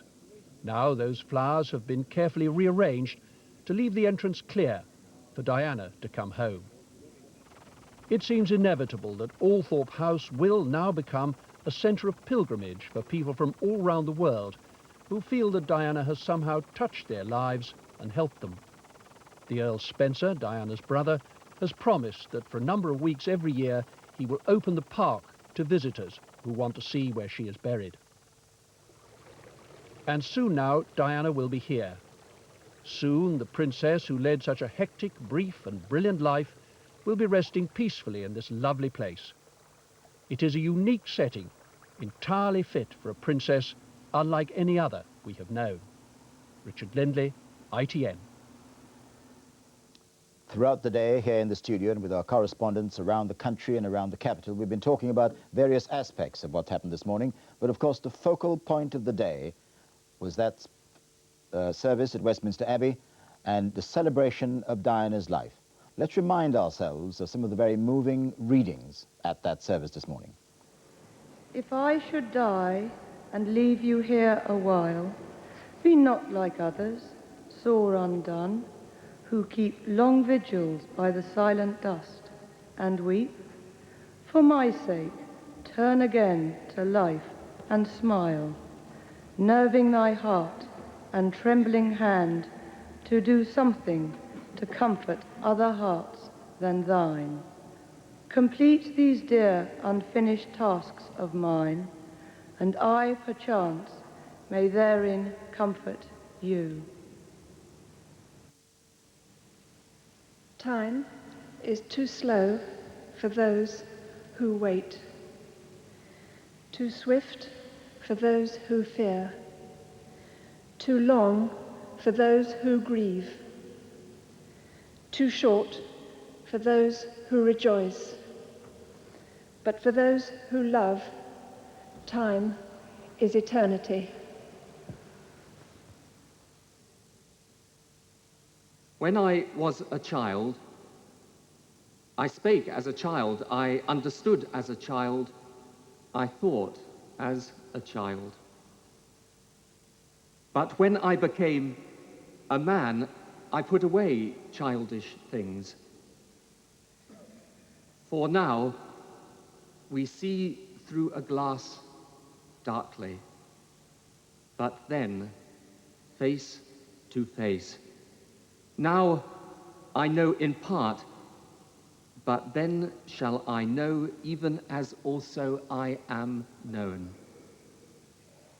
And now abideth faith, hope, love, these three, but the greatest of these is love. We will all feel cheated, always, that you were taken from us so young. And yet we must learn to be grateful that you came along at all. Only now you are gone do we truly appreciate what we are now without. And we want you to know that life without you is very, very difficult. We have all despaired at our loss over the past week, and only the strength of the message you gave us through your years of giving has afforded us the strength to move forward. There is a temptation to rush to canonize your memory. There is no need to do so. You stand tall enough as a human being of unique qualities, not to need to be seen as a saint. Indeed, to sanctify your memory would be to miss out on the very core of your being, your wonderfully mischievous sense of humor with a laugh that bent you double, your joy for life transmitted wherever you took your smile and the sparkle in those unforgettable eyes, your boundless energy which you could barely contain. But your greatest gift was your intuition, and it was a gift you used wisely. This is what underpinned all your other wonderful attributes. And if we look to analyze what it was about you that had such a wide appeal, we find it in your instinctive feel for what was really important in all our lives. Without your God-given sensitivity, we would be immersed in greater ignorance at the anguish of AIDS and HIV sufferers, the plight of the homeless, the isolation of lepers, the random destruction of landmines. Earl Spencer this morning speaking very movingly about Diana, Princess of Wales. Now, we are told that in a few minutes we might see pictures of Her Majesty the Queen going back to Balmoral from RAF Northall. If we get those pictures, you'll see them. In the meantime, Hugo Vickers and Nicholas Owen are with me again. Michael Brunson mentioned, in connection with the Queen going back to Balmoral, that there might be discussions about what's gone on here this week when Tony Blair goes up there. Hugo Vickers, do you buy that? Yes, well, as I understand it, Tony Blair would have been spending the weekend with the Queen. The Prime Minister always goes up for a night at about this time of the year, and so he's going to go up there tomorrow. I'm sure they will discuss a lot about what's happened. How are these, you're a royal expert, how are these discussions carried on, though? Because I'm sure the Prime Minister won't want to initiate a discussion about the sort of shape of the royal family. How will it emerge? Well, the wonderful thing about when the Prime Minister and the Queen do have a discussion is that they are sitting opposite each other in comfortable armchairs, and they are free to talk about anything they like, with a sure knowledge on both sides that it will not be repeated. That's the great joy of it, and that is, of course, the great value of having a constitutional monarch who has been reigning for 45 years, who incidentally dealt with the first Prime Minister, Sir Winston Churchill, a man born in 1874, and is now dealing with a Prime Minister who wasn't even born when she came on the throne. So I think it could be an interesting discussion on both sides. Nicholas Owen, the subjects for discussion, I mean, one of the subjects for discussion, of course, we heard in the last few days that these calls between the Prime Minister and Prince Charles were probably responsible for the shape and the form of what we saw today. And that might give a clue as to how these discussions might flow, do you think? Well, I suppose there might be a bit of that. I suppose the Queen might say to the Prime Minister in some shape or form, you've been talking to His Royal Highness. She might say, my son, and I think she will acknowledge, she'll have to acknowledge that a younger generation is thinking about these things very clearly, and she's an extreme realist, the Queen, absolute realist, She's had many, many years to get used to the idea of things changing. You know, it's often said nothing changes at Buckingham Palace. It isn't so. It usually changes a little bit more slowly than in the course of one tumultuous week, I have to say. And I'm sure people will be sitting there at Balmoral and saying, well, let's just not be too hasty about this, but certainly let us, this new thinking, percolate around. Let the advisors get together. Let's draw up some papers. Let's think sensibly about the next steps. Nicholas, Hugo, thank you very much indeed for the time being. Let's go now to Mark Webster in Hyde Park. Yes, indeed, Trevor. As you can probably see, of the hundreds of thousands of people who were here earlier, they've all now returned home.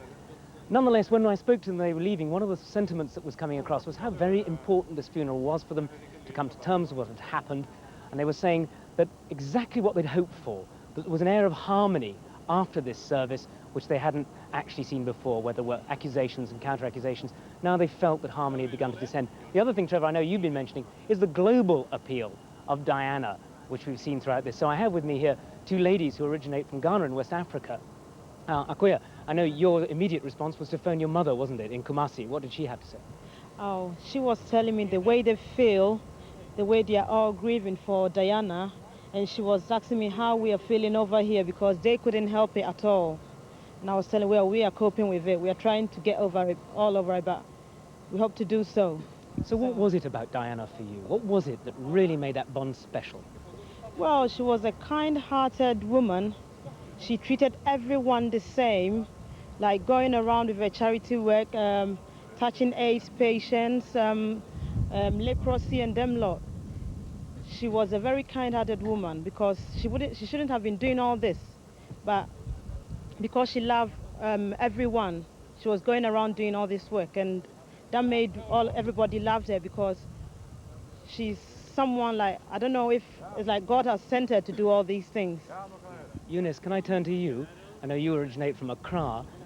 You're having a chance to go around and visiting some of the palaces today. I know you wanted to get in touch, if you like, with the areas that Diana knew so well. That's right. So this morning I started from, I went to the church at Westminster Abbey, and then after the church service I came to the palace, the, how do you call it, Buckingham Palace, and then I follow all the route. And what is it for you, though, about Diana? What is it that was so special? Sorry, if I hand back immediately to Trevor. Thank you, Mark Webster. I think we can see pictures now of the Queen arriving at Northampton. There she'll take a royal flight to go back to Balmoral. We were talking about what she might discuss there when she sees the Prime Minister, Tony Blair, tomorrow. But there is the Queen's car going up the, going towards the plane at Northampton. Nick? Trevor, yes, Northolt, that RAF station on the edge of London, hasn't it become a sort of sad focus for so many events? Because that's where the body of Princess Diana came back to when Prince Charles went to Paris to bring Diana back to London. 10 to 7 on Monday evening. Yes, yes indeed. The Queen on her way back to Balmoral. Julie Somerville is at Westminster Abbey, and I believe, Julie, you have with you one of the men who danced with the Princess. Indeed, I'm with the man who danced with the Princess of Wales, Wayne Sleep. Wayne, you were there representing the world of the arts and of dance in particular. What sort of a service was it as far as you're concerned? Well, I think she would have loved it, actually. I was worried that it was going to be too much pomp and circumstance and maybe not enough humanity in there. But when Elton started singing, it seemed to fit hand in hand with the rest of the service. It didn't seem to jar in any way. It was a wonderful moment. And of course, you know, for me, the star of the show was her brother, that speech he made. And when we in the Abbey weren't clapping. The clapping started outside and we could hear it inside. And that's when it was taken up by the people inside. And I think that's another breakthrough in the red tape that she was so determined to change. So I think she scored another point. It was a way of also allowing emotion to be expressed, wasn't it? Although I'm sure, as outside the Abbey, even more inside the Abbey, there was a lot of emotion on display. Well, I broke down when her brother was talking about her doubling up with laughter. I have all these images all through her lifetime of her dancing with me, of us laughing together, of scoffing chocolates, of being told in a line-up to, you know, be quiet, Sleep, I'll do the jokes. All these wonderful anecdotes came back to me, and I just kept seeing this image of her, and I totally went but then. and I felt a bit embarrassed because I have that awful stiff upper English lip that says you don't show emotion, which of course she tried to break down also, and there was me trying to cover it, you see. Old habits die hard, but she was wonderful. And I would just like to say that from all my colleagues who'd phoned me and friends, and they'd phone me knowing I was going to the Abbey, I feel I've represented them, and they all asked me to say a prayer for each and individual one of them, and I have done that for you. Well, that's a lovely thought. Wayne Sleep, thank you very much indeed. Thank you. And now back to you, Trevor. Julia Somerville at Westminster talking to Wayne Sleep. And a reminder that later this afternoon we'll rebroadcast the entire procession and the service for anyone who might have missed the spectacle and the emotion of this remarkable day. Now we have a report on the day's news, the day's events. Here's Hugh Pym. All night they'd waited, and as the coffin at last left Kensington Palace, the grief of some in the crowd was plain.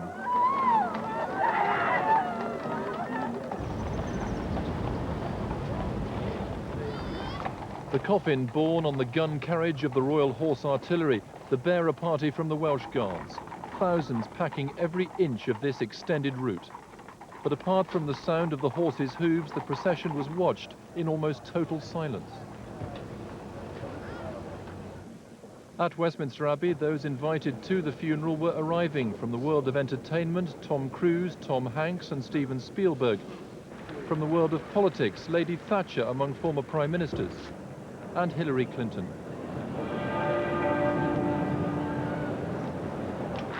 And then Mohammed Al Fayed, grieving both for Diana and his eldest son.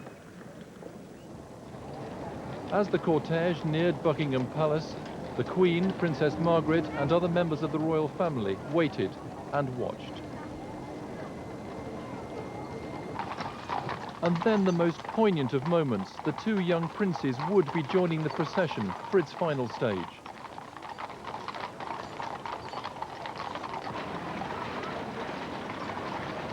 Prince William and Prince Harry, their father alongside, with Earl Spencer and the Duke of Edinburgh. More than 500 representatives of Diana's charities processing slowly behind them.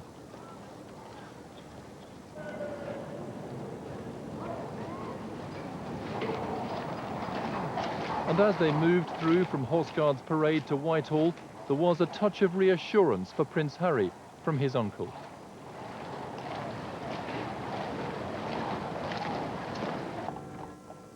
And at last they reached the Abbey, exactly as planned, a few minutes before 11, for this essentially private service, which was to be at the same time a uniquely public occasion.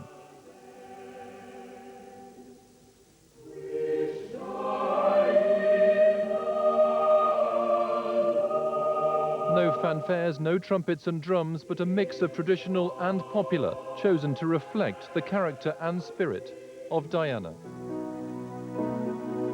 Goodbye, England's rose, may you ever grow in our hearts. You were the grace that placed yourselves where lives were torn apart. Goodbye, English road, from a country lost without your soul, who missed the wings of your compassion more than you will ever know.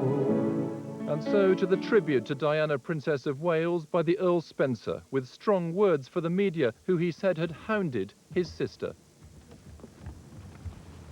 Of all the ironies about Diana, perhaps the greatest was this. A girl given the name of the ancient goddess of hunting was, in the end, the most hunted person of the modern age. She would want us today to pledge ourselves to protecting her beloved boys, William and Harry, from a similar fate. And I do this here, Diana, on your behalf. Above all, we give thanks for the life of a woman I'm so proud to be able to call my sister. The unique, the complex, the extraordinary and irreplaceable Diana, whose beauty, both internal and external, will never be extinguished from our minds. In another extraordinary break with tradition, applause slowly swelled around Westminster Abbey.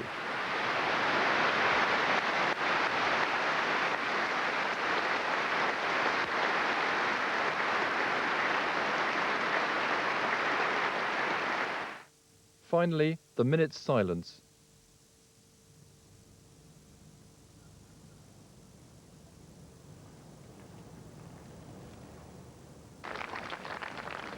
The hearse then left the Abbey to begin its journey to Northamptonshire.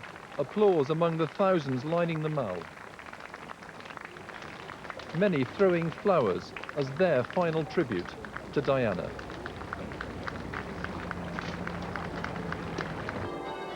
Back at the Abbey, the hundreds of mourners were left to look again at the sea of flowers and tributes. The hearse moving on up its carefully planned route through North London.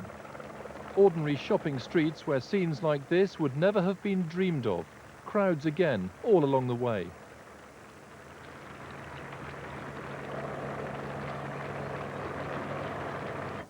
And once onto the motorway, the M1, they halted, the driver obliged to clear the windscreen of flowers which had been thrown from bridges.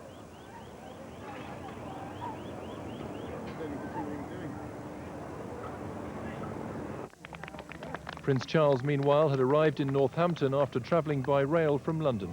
With him, his sons and members of the Spencer family, as they prepared for the last stage of the journey to Althorpe, Diana's final resting place. Hugh Pym, ITN. And let's go now to Duston in Northamptonshire, where Tim Ewart is at one of the villages where they're awaiting the arrival of the cortege. Tim?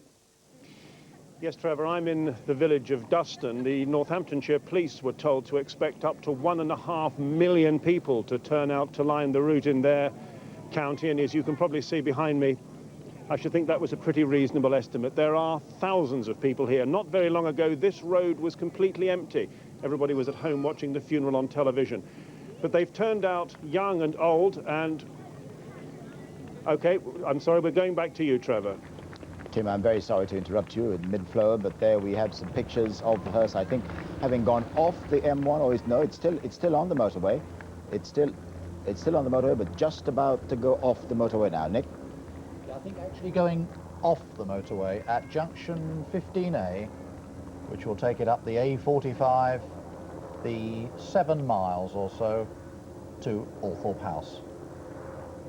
And again, the crowds there, we've seen it all day long, lining the route.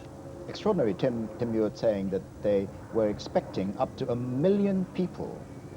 That seems rather an amazing figure for a set of English country villages. It certainly does. And look, the flowers again, everybody's doing this. This is what I was saying earlier, the blend of the expected and official and the unofficial. Who would have imagined that the car would become a bearer not just of the body of the Princess of Wales, but of all those lovely flowers tossed onto it. Nick, nothing else went on in the country today, did it? Well, I don't think so, Trevor. No, I can't imagine anything else went on. Everybody's been lining the route to watch, and again, applause, in this case perhaps rather poignantly, the Princess of Wales coming home to Northamptonshire. Yes, distinctly off the motorway now, and I think there we can have a little glimpse of the great body of the crowd that Tim Ewart was alluding to. Certainly seems to have thickened in that part of the village.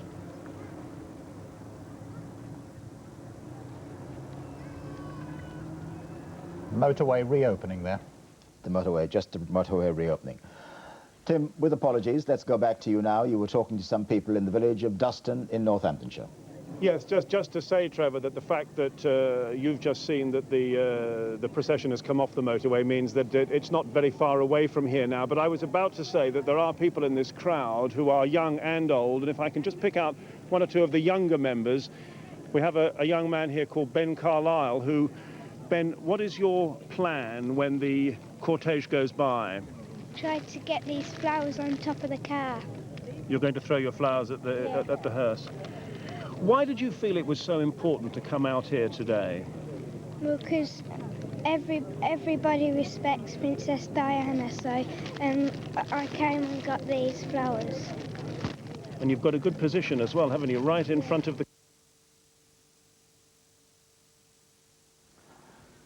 I'm terribly sorry we lost Tim Ewart from Duston in Northamptonshire. Nick, there seems to have been a bit of a problem there. We were talking earlier, and I think it began because of something that Tim Ewart said about the fact that even in these English villages, people were still turning out. And I was saying nothing very much happened in in the country today. Absolutely. Another thing too, you know those enormous queues we saw to sign the books of condolence? I think I've got a figure here somewhere. Yes, there were 50,000 tributes. People were willing to wait up to 11 hours, and those books were then closed for the funeral. But we've been told that books of condolences have been reopened at the entrance to the state apartments of Kensington Palace. 36 books will be available to the public from 2 o'clock this afternoon, and the total number is expected to increase to 40 later. So people who want to do the physical thing of signing a book, they can still do so, or they will be able to do so. Oh, well, of course, it's way past 2 o'clock now, but they will be able to do so again, and joining, as we know, the thousands and thousands of other names. Perhaps with nothing of the queues that we saw early in the week. Well, I wouldn't bet that. I wouldn't bet that, time. Trevor. I think queues are the, you know, there'll be queues for that. Particularly this weekend. I'm afraid so. Nick, for the time being, thank you very much. Let's go now to Whitehall. Jackie Ashley is with Lord Archer. Thank you, Trevor. Well, joining me now here in Whitehall, which is rapidly turning back to normal, is Lord Archer, a close friend of Princess Diana's. Lord Archer, you were there in the cathedral for the service. How did you feel? I thought it was an amazing service, most poignant, and what really shook me was, I suppose shook us all, was the address by Earl Spencer. I was just behind the family. I was a very privileged position, just the sixth row behind, and looking up at him, and I thought, how is this going to play to the outside world? And the outside world let us know exactly, because they started applauding, and we could hear it inside the Abbey, but we did nothing until the back, the very back of the Abbey began to applaud, and it rippled like a wave right up to the front. I've never heard applause in a cathedral or an abbey before, even in a church. And so once again, it was people power. The people have been leading this week the entire time. Monday, they were down the Mall. Tuesday in Kensington. Then came the flowers. Then there came the demands for what they wanted. And I thought, finally, when we got into the Abbey itself, they would be on. And rather sadly, we've lost a picture from Whitehall. It's quite extraordinary. We've had pictures from all across the country all morning. And then, just at this point, pictures from Whitehall seems to have lost. Let's see whether we can get to Northampton, where people are waiting. And John Suchet is looking at the pictures now. These are the villages of Northamptonshire waiting for Princess Diana's cortege to arrive, lining the streets as they have done all the way on this journey, even alongside the M1. Extraordinary scenes. The police quite happy to allow them to have done that alongside the motorway. And the cortege left the M1 about 5 or 10 minutes or so ago, and it's taking the A45 Upton Way until it reaches the outskirts of Northampton. The police are operating what's called a rolling road block, so that traffic can continue to use the roads behind the hearse, obviously at small speeds. But no roads have been completely closed off. The traffic is allowed to follow the hearse slowly. The villagers waiting for their moment. Is the princess's home county, and they're claiming her back again.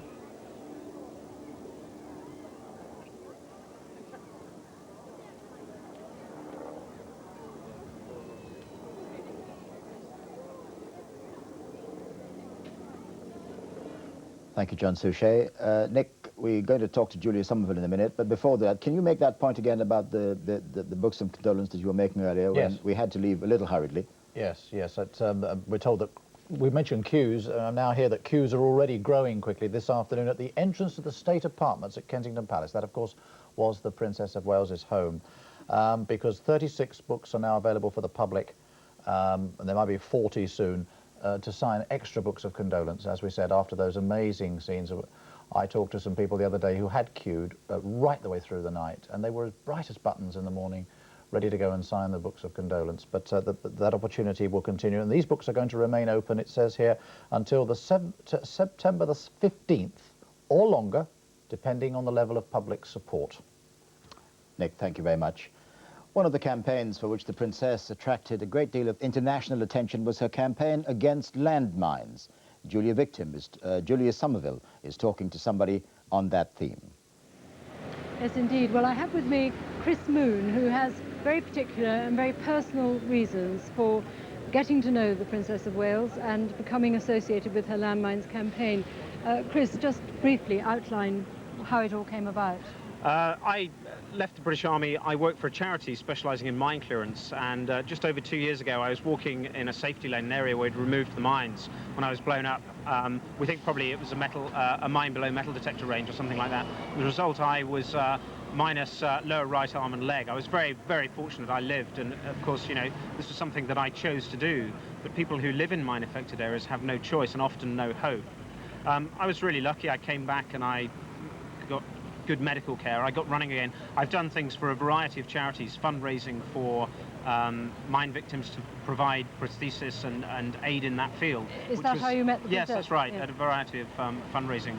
Well, I'm sorry to cut you off like that, but I think we have to return to the studio now. Right. Back to you, Trevor. Julia, thank you. I think we're about to see some pictures in a few minutes, in a few seconds, I hope. My colleague John Suchet is waiting to talk about them. We saw those pictures a little earlier. These are pictures from villages in Northamptonshire. People awaiting the arrival of the cortege. John? Yes, and the cortege is now just a few miles away from its destination, Althorpe, where the private funeral will take place this afternoon of Diana, Princess of Wales. Only 10 mourners will be there, we're told. Obviously her brother, her sisters and their husbands, Prince of Wales and her sons, Princes William and Harry, and her mother, Frances Shand Kidd. And one other member of the party will be there, and that's the Princess's closest aide and personal confidant, her butler, Paul Burrell. We saw in our report earlier the island in the ornamental lake in the grounds of Althorpe where the Princess will be buried. That island was consecrated on Thursday by the Bishop of Peterborough, the Right Reverend Ian Cundy. It was a private ceremony and lasted just a few minutes. He said a short prayer on the island and then walked to all 4 corners of it. And at each corner, he traced the sign of the cross on the ground with his pastoral staff and said, "The blessing of the eternal God be upon this place to sanctify it and keep it holy, through Jesus Christ our Lord. Amen." The ground was thus consecrated, awaiting the arrival of Princess Diana, who comes into view now.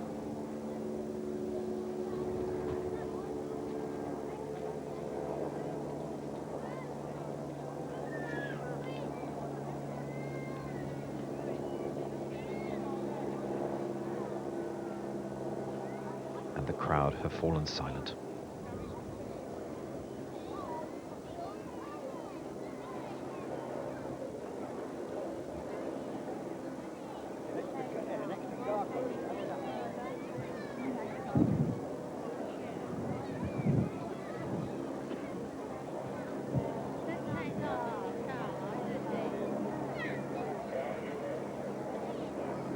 The people of Northamptonshire welcoming home one of their own.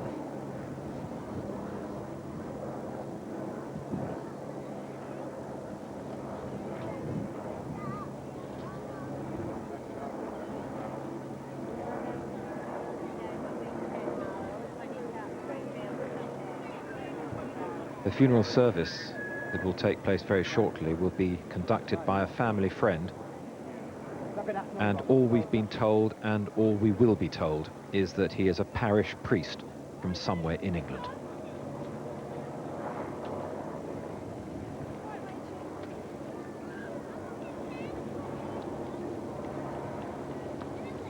And in the 48 hours since the island was consecrated, a bridge has been built across the lake to the island to allow the bearer party to carry the princess. More applause, more flowers, as happened in London and as has happened at every stage on this route.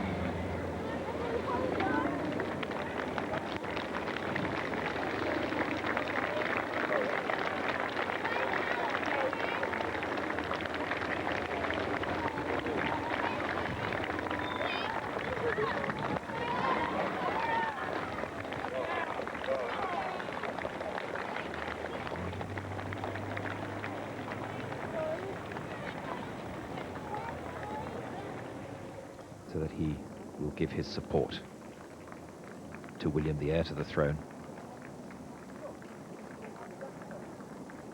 William's been given a week's compassionate leave for his mother's funeral.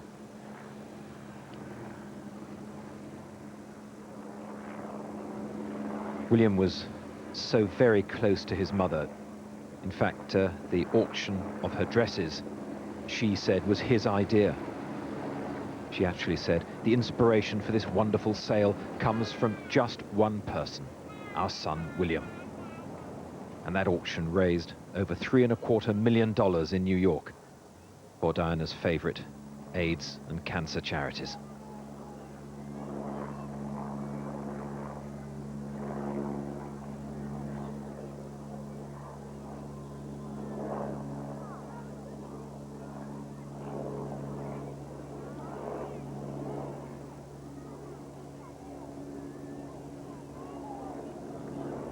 And still the flowers cascade onto the cars from the crowd.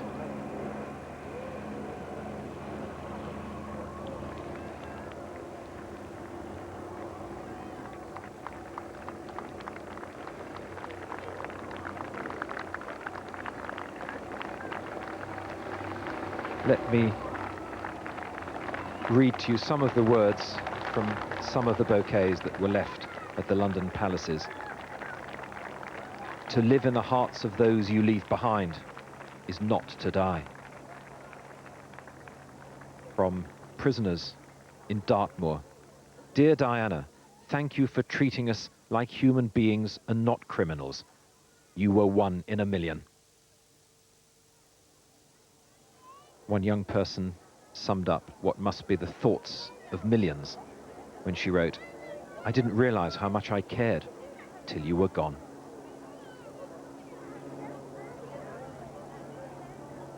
And another echoed that with these words.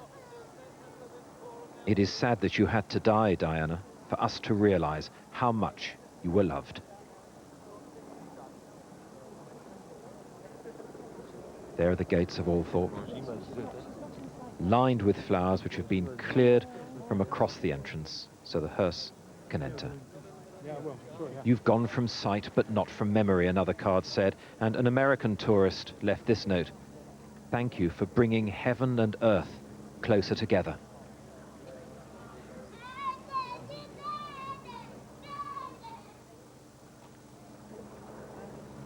And another card said, we'll look after your boys.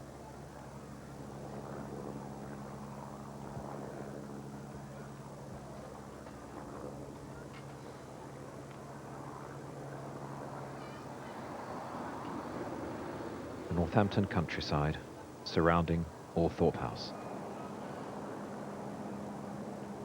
A pure English scene.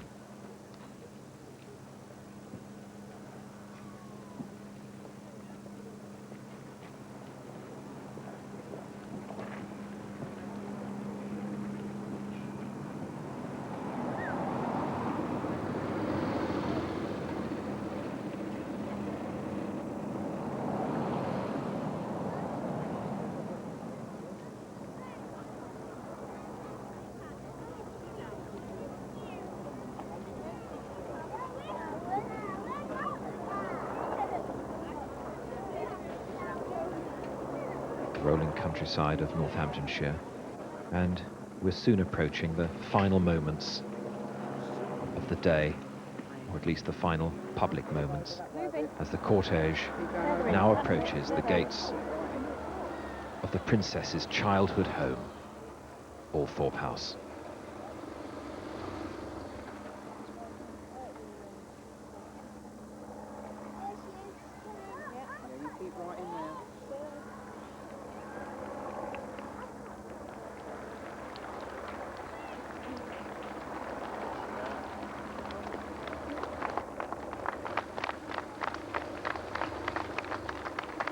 And this is our chance, and the chance of millions across the world, to bid farewell to Princess Diana.